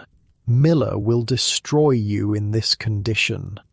"Then postpone the fight," Ned suggests. "Not for the first time. Give the knee proper time to heal." Impossible. Contract signed, venue booked, bets placed. Holmes fixes you with a cold stare. "The fight happens in 3 weeks, Riley. Be ready or forfeit your title in disgrace." After he leaves, Ned explodes. Heartless bastard, he knows you can't properly train. Knows you'll be half crippled in there. "Maybe that's the point," you say quietly, as realization dawns. Maybe he's betting against me. The thought is so obvious once articulated. Holmes has always been a gambler first, manager second. What better opportunity than a champion forced to fight while seriously injured? The odds would be magnificent. This scenario wasn't uncommon in Victorian boxing, where gambling often influenced matchmaking more than sporting merit. Fighters were pieces on a chessboard, moved according to betting strategies rather than their well-being. We need to be sure, Ned says, thinking aloud. If he's betting against you, that changes everything legally. Breach of contract, conflict of interest. Through discreet inquiries in London's betting establishments, you confirm your suspicion. Holmes has indeed placed substantial wagers on Miller, not directly, but through associates. He stands to make far more from your defeat than your victory. Armed with this knowledge, you arrange to meet him at his club, a gentleman's establishment where he conducts business. His surprise at seeing you there quickly turns to wariness. "Come to discuss final arrangements for Miller?" he asks, gesturing for you to sit. "Come to discuss your bets against me," you counter, remaining standing. "Interesting strategy for a manager, guaranteed profits either way." His expression doesn't change, but a muscle twitches in his jaw. "I diversify my interests, as any sensible businessman would. You set me up to lose," you continue, anger warming your blood. "An injured champion against a prime challenger. The odds must be very favourable." "This conversation is beneath my dignity," Holmes says, standing. "The fight contract is binding. Withdraw if you wish, but the consequences will include exposure of your betting practices," you interrupt. "I wonder how your gentleman friends would react to learning how you manage fighters, how sporting authorities might view such conflicts of interest." It's a bluff, partly. Victorian boxing operated in a legal grey area, with few formal regulations, but reputation mattered enormously in these circles. Scandal could destroy a man like Holmes, whose position depended on the respect of his peers. His expression hardens. "What exactly do you want, Riley?" "Release from the Miller contract, a fair settlement for past victories, and public acknowledgement that I'm relinquishing the title due to injury, not cowardice." The negotiation is tense but productive. Holmes, recognizing the potential damage to his reputation, eventually agrees to your terms. The settlement isn't generous, but it's enough to provide breathing room while you consider your next steps. The sporting papers announce your retirement with surprising sympathy, the story of your knee injury generating more understanding than expected. Your reputation remains largely intact, not as a coward who fled challenges, but as a champion who conquered the best before being betrayed by his body. That evening, as you sit with Ned in a quiet corner of the Fighting Cock, the reality of your decision finally sinks in. You're no longer Champion Riley, just Jack Riley, former boxer, uncertain future stretching before you. "What now?" Ned asks, nursing his ale. "Say as suggested writing for the sporting papers, or exhibition matches." You rotate your glass slowly. "Reynolds thinks I could help with his boxing history book." Ned nods approval. "Good options, better than ending up punch-drunk with nothing to show for it." "And you?" you ask. The question has been weighing on you. Ned's livelihood was tied to your fighting career. "Got other fighters," he says with a shrug. "Not as good as you, mind, but they pay the bills." And he hesitates, uncharacteristically bashful. "Been talking to the owner here about buying in. Might become a publican myself one day." The revelation brings a smile to your face. The Fighting Cock with Ned Clark as landlord, perfect. As the evening progresses, your spirits gradually lift. The end of your fighting career isn't the catastrophe it initially seemed. Options exist, paths forward. The fame you've earned while fleeting opens doors that would otherwise remain closed to someone of your background. Later, walking home through London's gaslit streets, your knee aching dully with each step, you find yourself at peace with your choice. The fighting life gave you everything, lifted you from poverty, brought fame and fortune, tested your courage and resolve. That it couldn't last forever doesn't diminish what you accomplished. Unlike you now, comfortable in your bed with retirement plans and social security awaiting your later years, Victorian fighters had to create their own second acts, often with broken bodies and limited education. That so many failed makes the successes all the more remarkable. As you climb the stairs to your lodgings, leaning heavily on the banister to spare your knee, you silently thank that joint for failing when it did, before you took damage from which there was no recovery. Some champions weren't so fortunate, fighting on until their minds and bodies were permanently ruined. Tomorrow brings uncertainty, but also possibility. You're young enough to start again, experienced enough to avoid the worst pitfalls, and still carrying the prestige of former champion, a title no one can take away, even as your fighting days recede into memory. Life after fighting begins with a peculiar emptiness. No training schedule dictating your days, no upcoming opponent to analyze, no crowds chanting your name, just quiet mornings and the persistent ache of old injuries to remind you of what was. The first few weeks of retirement, you barely leave your lodgings. A heavy melancholy settles over you, heavier than any opponent you've faced. Your identity has been fighter for so long that its absence leaves a void you don't know how to fill.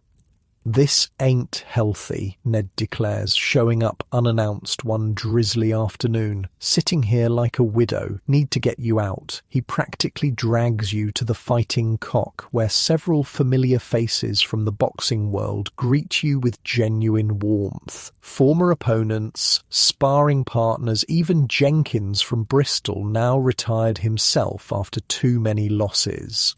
"The champion," Jenkins calls out, raising his glass. Or should I say, the writer?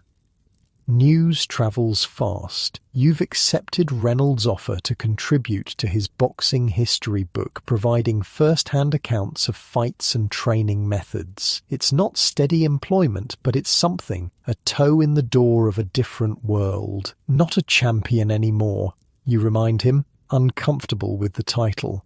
"Once a champion, always a champion," Jenkins insists. "Belt or no belt, unless someone beats you in the ring, which they didn't, you're still champion in my book." His generous perspective helps ease something in your chest. You hadn't realized how much the perceived shame of retirement weighed on you until someone lifted it. Reynolds proves to be an excellent collaborator. Twice weekly, you meet at his modest home in Bloomsbury, where you dictate your boxing experiences while he transcribes and shapes them into chapters. Your formal education might be limited, but years in the fighting world have given you insights few scholars possess.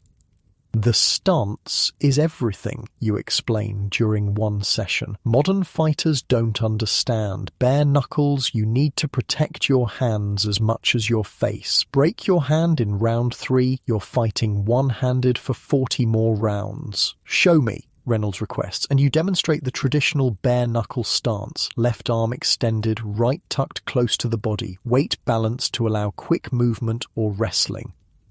These sessions become the highlight of your week. Reynolds treats you as an expert, not a curiosity or a broken-down fighter. He values your knowledge, respects your experiences. For someone accustomed to being valued primarily for physical prowess, this intellectual recognition is both novel and deeply satisfying.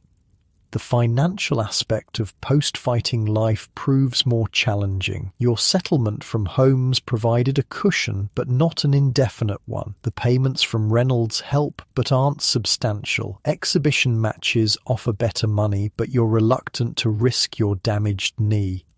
Opportunity arrives from an unexpected quarter. Lord Queensberry, who you met briefly during your championship days, requests a meeting at his London club. His interest in reforming boxing into a scientific sport with standardised rules has only grown since your last encounter. "Mr. Riley," he greets you warmly. "Thank you for coming. I've been following your situation with interest."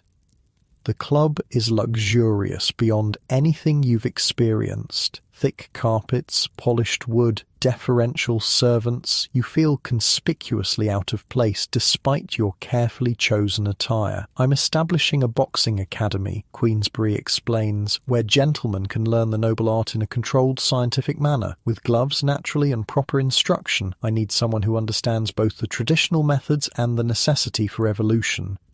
You want me to teach boxing to gentlemen? The concept seems absurd. You, a former footman from the working class, instructing aristocrats. Precisely. Queensberry sips his brandy. Your name carries weight. Your experience is unquestionable, and you understand that bare-knuckle fighting's days are numbered. The sport must evolve or die. The offer is substantial, a regular salary to demonstrate techniques, oversee training, and occasionally spar lightly with advanced students. The work would be far less damaging than actual fighting, with the stability you've never known. Why me, you ask bluntly? Plenty of former champions looking for work, ones without bad knees. Queensberry smiles slightly. Because you chose to retire rather than fight injured, it shows intelligence, foresight, qualities I value above mere toughness, and frankly, your articulate manner will make you more acceptable to my colleagues than most from the prize ring. This last part stings slightly, the implication that you're somehow better than other fighters, more suitable for genteel company because you can speak without too much working-class roughness, but the opportunity is too good to refuse based on pride alone. This situation perfectly captures the complex social dynamics of Victorian England. Boxing began crossing class boundaries, with aristocrats increasingly interested in the sport, but only if it could be civilized according to their standards. Former fighters who could bridge these worlds became valuable cultural translators. The Queensberry Academy opens 3 months later in an elegant building near St James's Park. Your role combines practical instruction and cultural education, teaching not just punching technique but the history and ethos of boxing to men who've never known physical hardship. The work is surprisingly satisfying. Your students range from soft university boys to military officers seeking to improve their combat skills. Most begin awkwardly, throwing punches that would get them instantly knocked out in a real fight. But some show genuine aptitude, and watching their progress becomes a source of unexpected pride.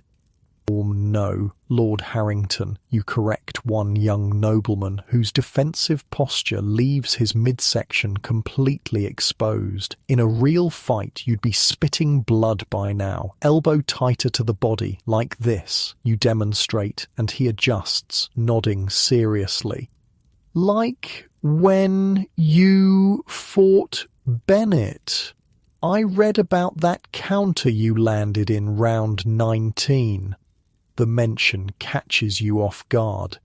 You followed my fights? Everyone did, he says, seeming surprised by your surprise. I had a wager on you against Alan, paid for a rather splendid dinner at my club. This happens frequently, discovering that your fighting career made deeper impressions than you realized. These gentlemen might view boxing through a different lens than the working-class crowds at the Fighting Cock, but their admiration appears genuine.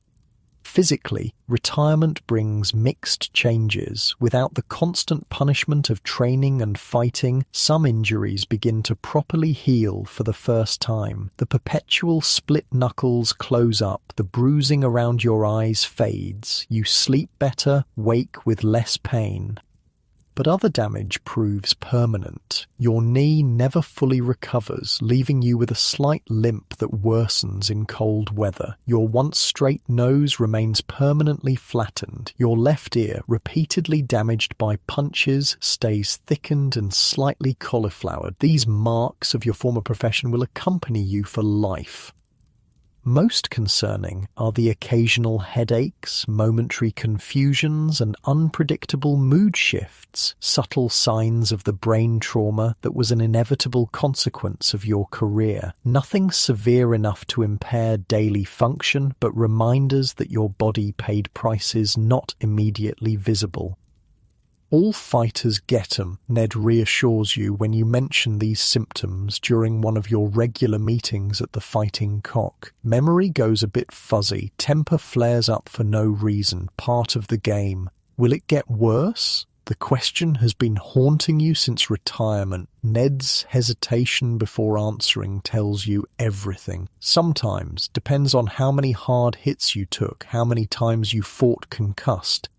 This was the cruel legacy of Victorian boxing, neurological damage that would now be diagnosed as chronic traumatic encephalopathy, CTE, but was then simply accepted as the fighter's lot. Without modern understanding of concussions or brain injury, fighters and their handlers viewed these symptoms as an unavoidable occupational hazard.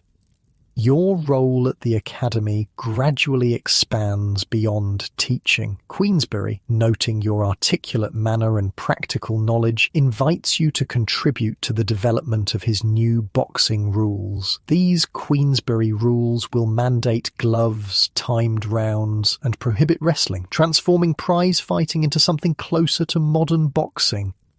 The old ways are dying, Queensberry declares during one meeting. Bare knuckles, fights lasting 50 rounds, men beaten until permanently disfigured. The public's appetite for such barbarism is waning. Boxing must adapt or be outlawed entirely. With respect, my lord, you counter, gloves won't necessarily make boxing safer, might even make it more dangerous in some ways. He looks surprised. How so? Surely padding reduces injury.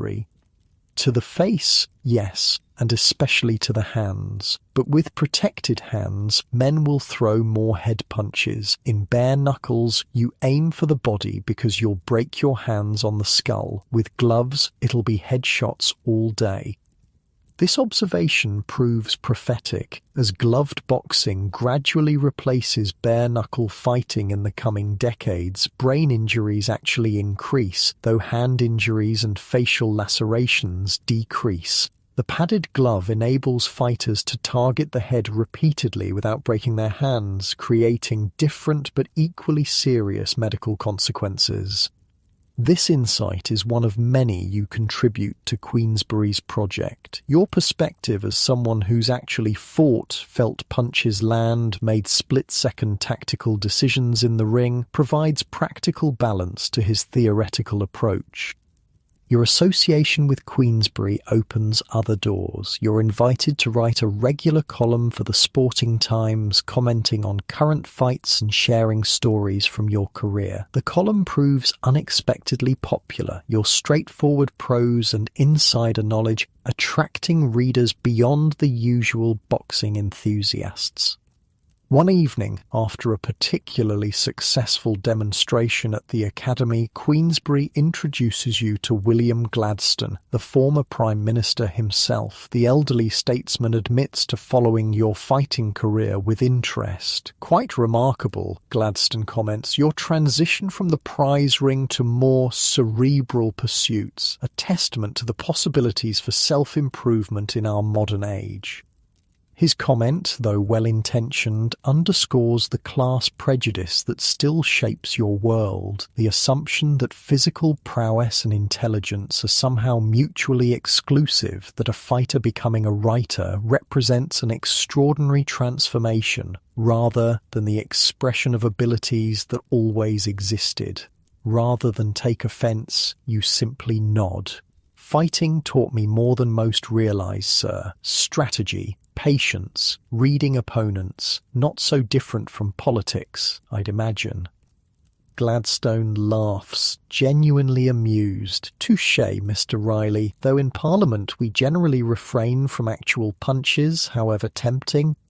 These interactions with society's upper echelons, unimaginable during your footman days, become increasingly common as your new career progresses. You move between worlds, never fully belonging to either, too educated and refined now for complete comfort among your working-class origins, too marked by your fighting past for true acceptance in genteel society. This liminal position grants you a unique perspective. From your vantage point straddling Victorian class divisions, you observe the hypocrisies and contradictions of both worlds. The aristocrats who decry the brutality of bare-knuckle fighting while sending young men to die in colonial wars. The working-class fighters who scorn the softness of gloved boxing while their bodies break down before they reach 40. Life settles into a comfortable routine, mornings at the academy, afternoons writing your column or working with Reynolds, evenings occasionally spent at the Fighting Cock, where you're still welcomed as one of their own despite your changed circumstances. Your financial situation stabilizes, not wealthy by any means, but secure in a way few retired fighters ever achieve. You move to better lodgings in a respectable neighborhood, wear good clothes, eat well. The desperate poverty of your early years feels increasingly distant. 1 year after your retirement, Miller, who would have been your next opponent, fights for the vacant championship against a young challenger named Cooper. You attend as a correspondent for the Sporting Times, your first time watching a major fight rather than participating. The experience proves surprisingly emotional, entering the venue without the crushing pressure of performance, observing the nervous energy of the fighters, recognizing their pre-fight rituals, their carefully masked fear, hearing the crowd roar for blood, the same crowd that once roared for yours. "Strange, isn't it?" says a voice beside you. Tom Sayers, the former champion who advised your retirement, has joined you in the press section, watching instead of doing. "Like watching someone else eat your dinner," you agree. Sayers laughs. "Perfect description. Miss it sometimes?" You consider the question honestly. The winning, the respect, even the training sometimes, but the pain, the fear, waking up the next day feeling half dead? You shake your head. No, don't miss those parts at all.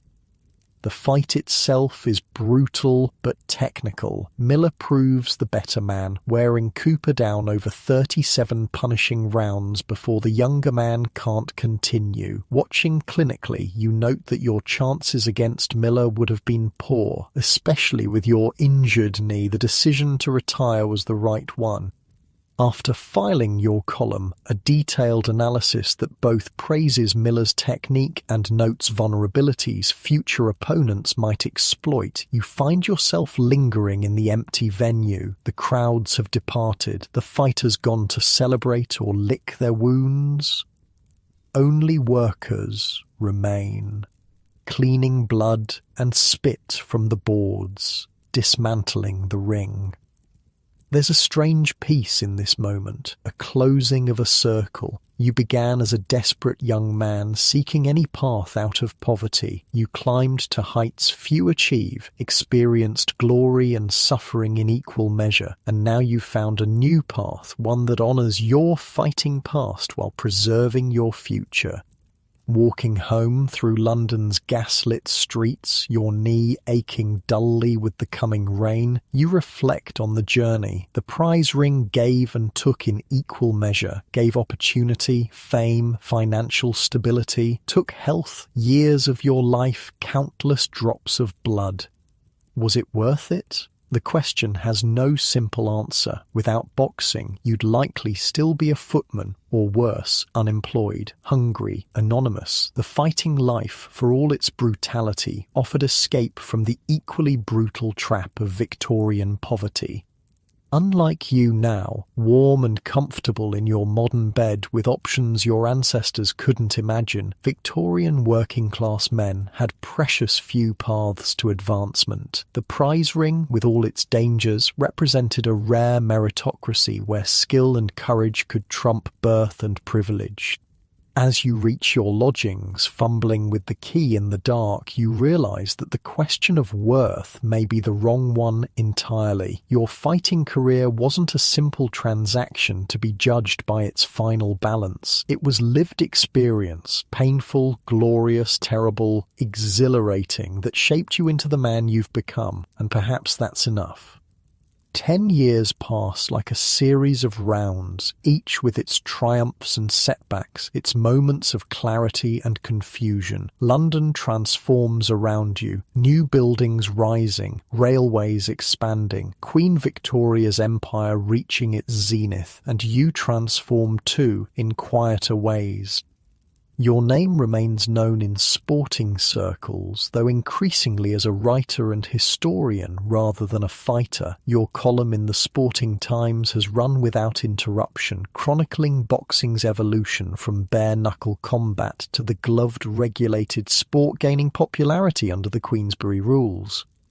The Academy prospers, attracting students from across Britain and even Europe. Your position has evolved from instructor to director, overseeing a staff of teachers while personally handling only advanced students. The work provides stability few former fighters ever know.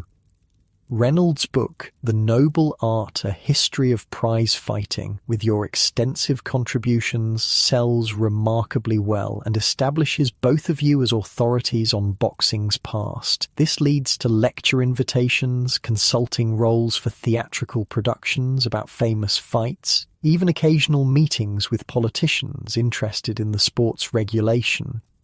One cool autumn evening in 1857, you're walking home from the academy when familiar pain shoots through your knee, sharper than usual. You pause, leaning against a lamppost, waiting for it to subside. "Need a hand, old man?" a voice from behind, teasing but concerned.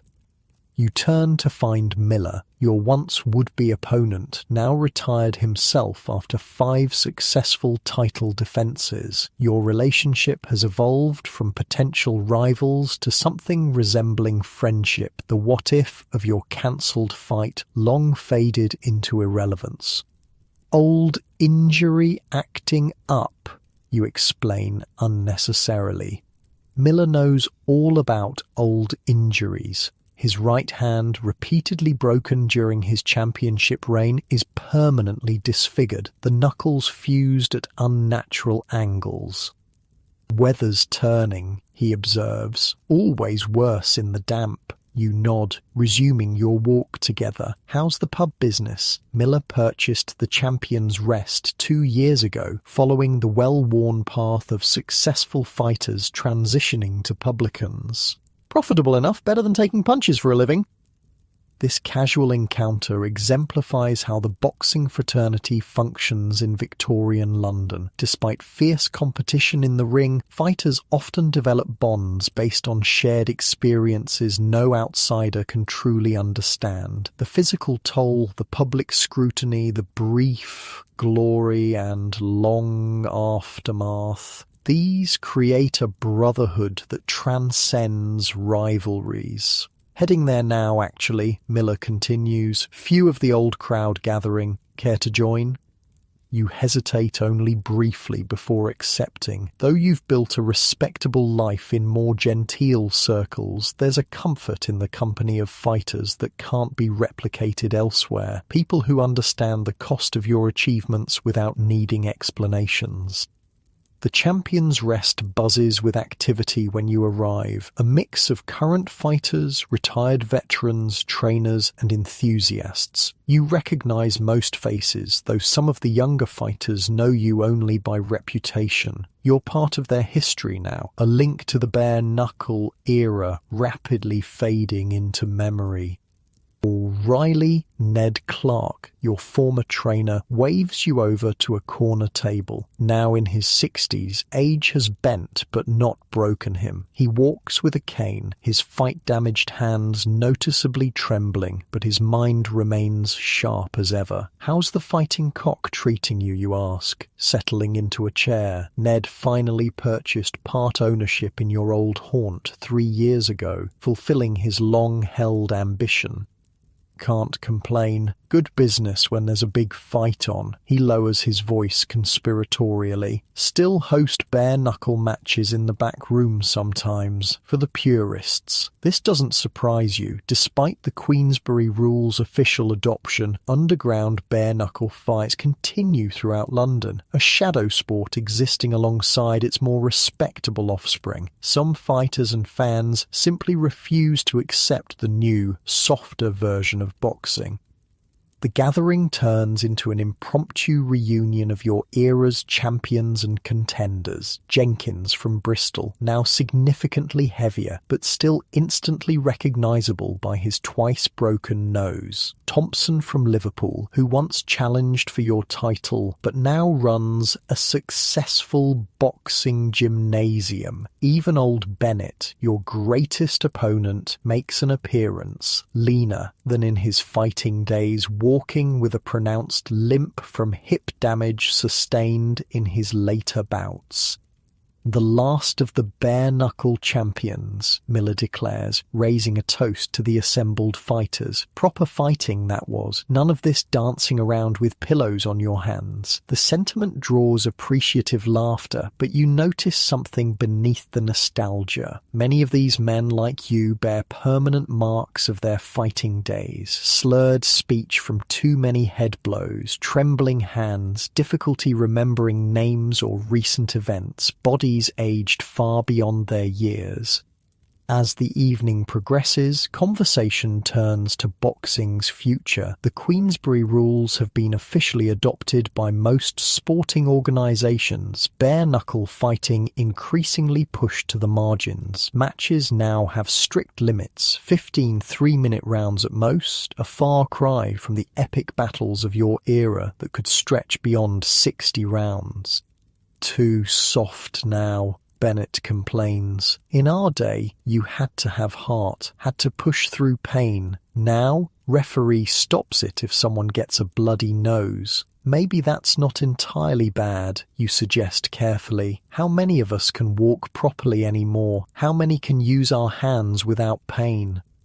A momentary silence falls over the table. These are truths rarely acknowledged aloud in fighting circles, where toughness remains the cardinal virtue. The long-term consequences of prize fighting, physical deterioration, neurological damage, shortened lives, tricks.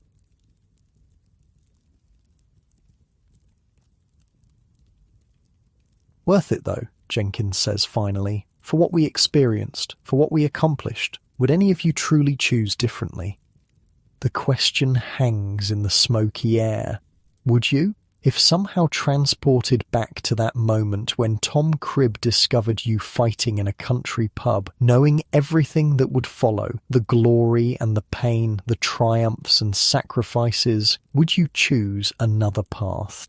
Before you can answer, a commotion near the door draws everyone's attention. A young fighter has arrived, his recent victory evident in the fresh cuts and swelling of his face. The crowd parts for him, offers congratulations, buys drinks. He moves with the cocky confidence of youth and success, not yet understanding how fleeting both can be. Reminds me of you, Ned comments quietly. When you first came to London, same fire in his eyes. You watch the young man, seeing both your past and his future, the identical cycle preparing to repeat itself, glory, pain, decline, adaptation, the eternal pattern of the fighting life. Later that night, walking home through London's foggy streets, you reflect on Jenkins's question. Was it worth it? The answer remains complex, a calculation with too many variables to resolve neatly. Boxing gave you a life beyond your origins, lifted you from poverty to relative comfort. It granted experiences few men of your background could dream of: fame, achievement, even a degree of respect from society's highest echelons. But it also took pieces of you that can never be restored. The knee that aches constantly, the headaches that come without warning, the occasional confusion when words suddenly elude you mid-sentence. The fog thickens as you near your lodgings, transforming familiar streets into mysterious passages. London in fog becomes another world entirely. Sounds muffled, distances distorted, ordinary landmarks rendered strange and new. Rather like memory itself, you think, the past simultaneously vivid and obscured, certain moments preserved in perfect clarity, while others fade into shapeless mist. Your fighting days increasingly take on this quality: specific punches, rounds, victories recalled with photographic precision, while entire fights blur together into a general impression of pain and exhilaration. The years continue their steady march. Boxing evolves further from its bare-knuckle origins, becoming more regulated, more scientific, increasingly international. You document these changes in your writing, your perspective uniquely valuable as someone who straddles both eras. In 1867, the Queensberry Rules are officially published, marking the formal end of the bare-knuckle period. Though underground matches continue, legitimate boxing now means gloved fighting with timed rounds, scoring systems, and medical oversight. The transition you witnessed firsthand is complete. Your personal life finds unexpected happiness when you marry at 40, late by Victorian standards, but typical for someone whose earlier years were consumed by fighting. Elizabeth, a widow 10 years your junior, brings companionship and stability previously unknown. With her 2 children from her first marriage, you experience a family life that once seemed impossible. Never thought I'd see the great champion Riley playing nursemaid, Ned teases, when visiting your home and finding you patiently teaching your 7-year-old stepson the rudiments of safe boxing. Teaching discipline, not fighting, you correct, though you can't help smiling at the domestic tableau you present, a far cry from the blood-soaked champion of the London prize ring. Physical decline accelerates with age, as it does for all fighters. By 50, the knee that ended your career barely supports weight on bad days. Your hands, damaged by countless impacts against bone and flesh, develop arthritis that makes writing increasingly difficult. Memory issues become more pronounced. Names escape you. Appointments slip away unless written down. Recent conversations evaporate while fights from decades ago remain crystal clear.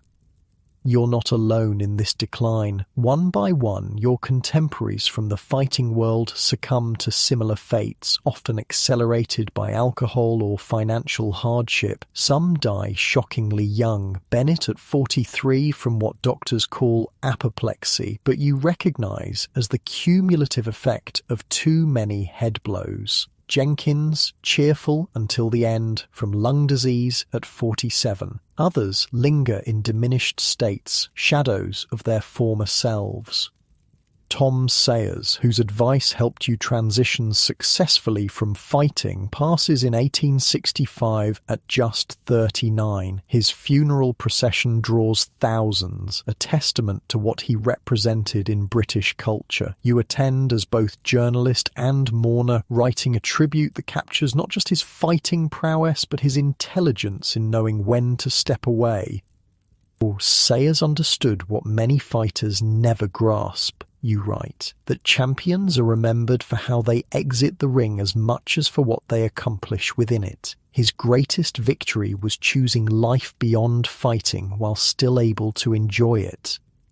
In 1889, you witnessed the last great bare-knuckle championship bout. John L. Sullivan against Jake Kilrain fought under London prize ring rules despite taking place in America. The fight lasts an astonishing 75 rounds in blistering Mississippi heat, a final epic of the style that made you champion. Reporting on it for the Sporting Times produces one of your most celebrated columns, contrasting this throwback to your era with modern gloved boxing. Sullivan and Kilrain fought as we once did, with naked fists, unlimited rounds, and only exhaustion or inability to continue as the end point. Modern observers accustomed to Queensberry contests may find such combat barbaric, but there was a purity to it that gloved boxing, for all its scientific advancements, cannot replicate. When knuckle meets flesh without padding, truth is immediately established between two men. There is no hiding, no tactical delay, only the essential question of fighting. Who possesses greater skill, heart, and capacity to endure? As the Victorian era draws toward its close, you become something of a living relic, one of the last active links to boxing's bare-knuckle past. Younger writers and historians seek your recollections. Theatrical productions about the prize ring consult you for authenticity. Your own book Champion's Journey from Footman to Prize Ring, published in your 60th year, becomes the definitive insider's account of that vanished world. You've preserved something important, Reynolds tells you at your book launch celebration. When the last of your generation is gone, your words will remain to tell future generations what it was truly like. The thought brings unexpected comfort. Perhaps this is your real legacy, not the long-faded championships or the newspaper columns, but this act of bearing witness to a world that existed briefly and intensely before transforming into something different. In quieter moments, you sometimes wonder what became of those who fought alongside and against you, not the champions and famous contenders whose fates you've tracked, but the countless others who stepped into makeshift rings for a few pounds, risking everything with no lasting recognition. The dockworkers and butchers and labourers who fought from desperation, then disappeared back into anonymity when their bodies failed.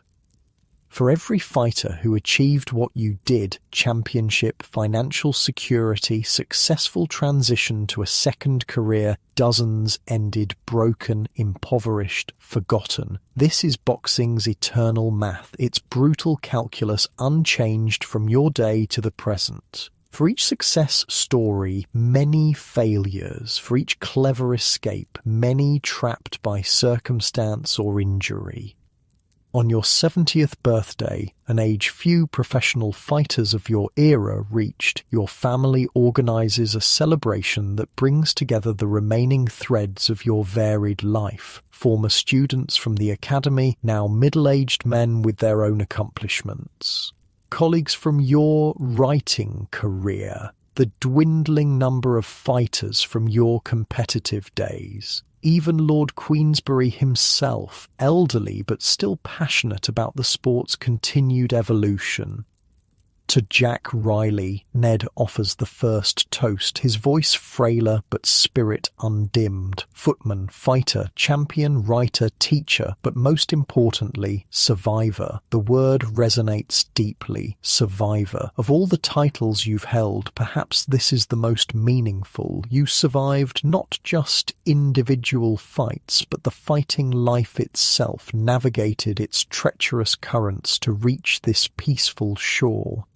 Looking around at the gathered faces, some from the highest reaches of society, others from its humblest corners, you reflect on boxing's strange ability to transcend Victorian class boundaries. For all its brutality, the prize ring created spaces where birth mattered less than courage, where a footman could rise to prominence through skill and determination alone. The celebration continues well into the evening, stories flowing as freely as wine. You contribute few words, content to observe this intersection of your various lives. The physical toll of your fighting years is evident. You tire more easily now. Words sometimes elude you back. Main some tact. Later, as you prepare for bed in the comfortable home that fighting ultimately provided, your mind drifts back to that scared young footman who first stepped into a makeshift ring, desperate for a way out of poverty. How astonished he would be to see where that path eventually led. The pain endured, yes, but also the heights reached, the experiences gained, the life ultimately built. Unlike you now, drifting towards sleep in your comfortable modern bed without physical pain or financial worry, Victorian fighters faced their declining years with bodies broken beyond repair and few safety nets if their money ran out. That you escaped the worst fates that befell your contemporaries wasn't just luck. It required foresight, adaptability, and the courage to walk away at the right moment.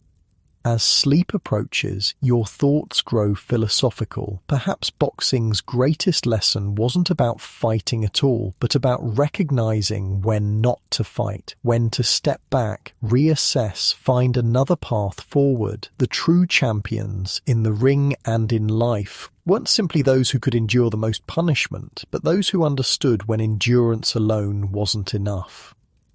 The bare-knuckle era faded into history, replaced by boxing's more controlled scientific descendant. Similarly, your fighting self, Champion Riley, gradually gave way to the writer, teacher, husband and stepfather who built a different kind of life. Not a perfect life, not without regrets or lingering consequences, but one with its own satisfactions and achievements.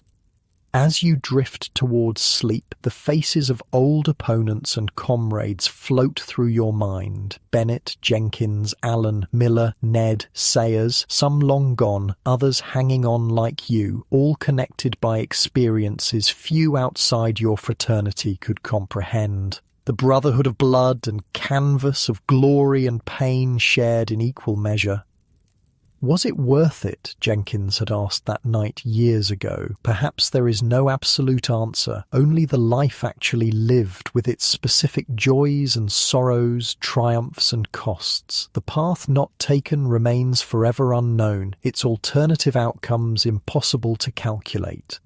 What remains certain is that you lived fully, felt the highest elation of victory and the lowest despair of defeat, experienced fame and obscurity, wealth and poverty, physical perfection and deterioration. The Victorian prize ring, for all its brutality, gave you a life of extraordinary breadth and intensity. And as consciousness fades, one final thought surfaces, that in the end, all fights, whether in the ring or in life, eventually conclude. The bell sounds, the crowd disperses, the boxers return to their corners. Night follows day, as it always has and always will. Rest now, in the peaceful knowledge that your fight is complete.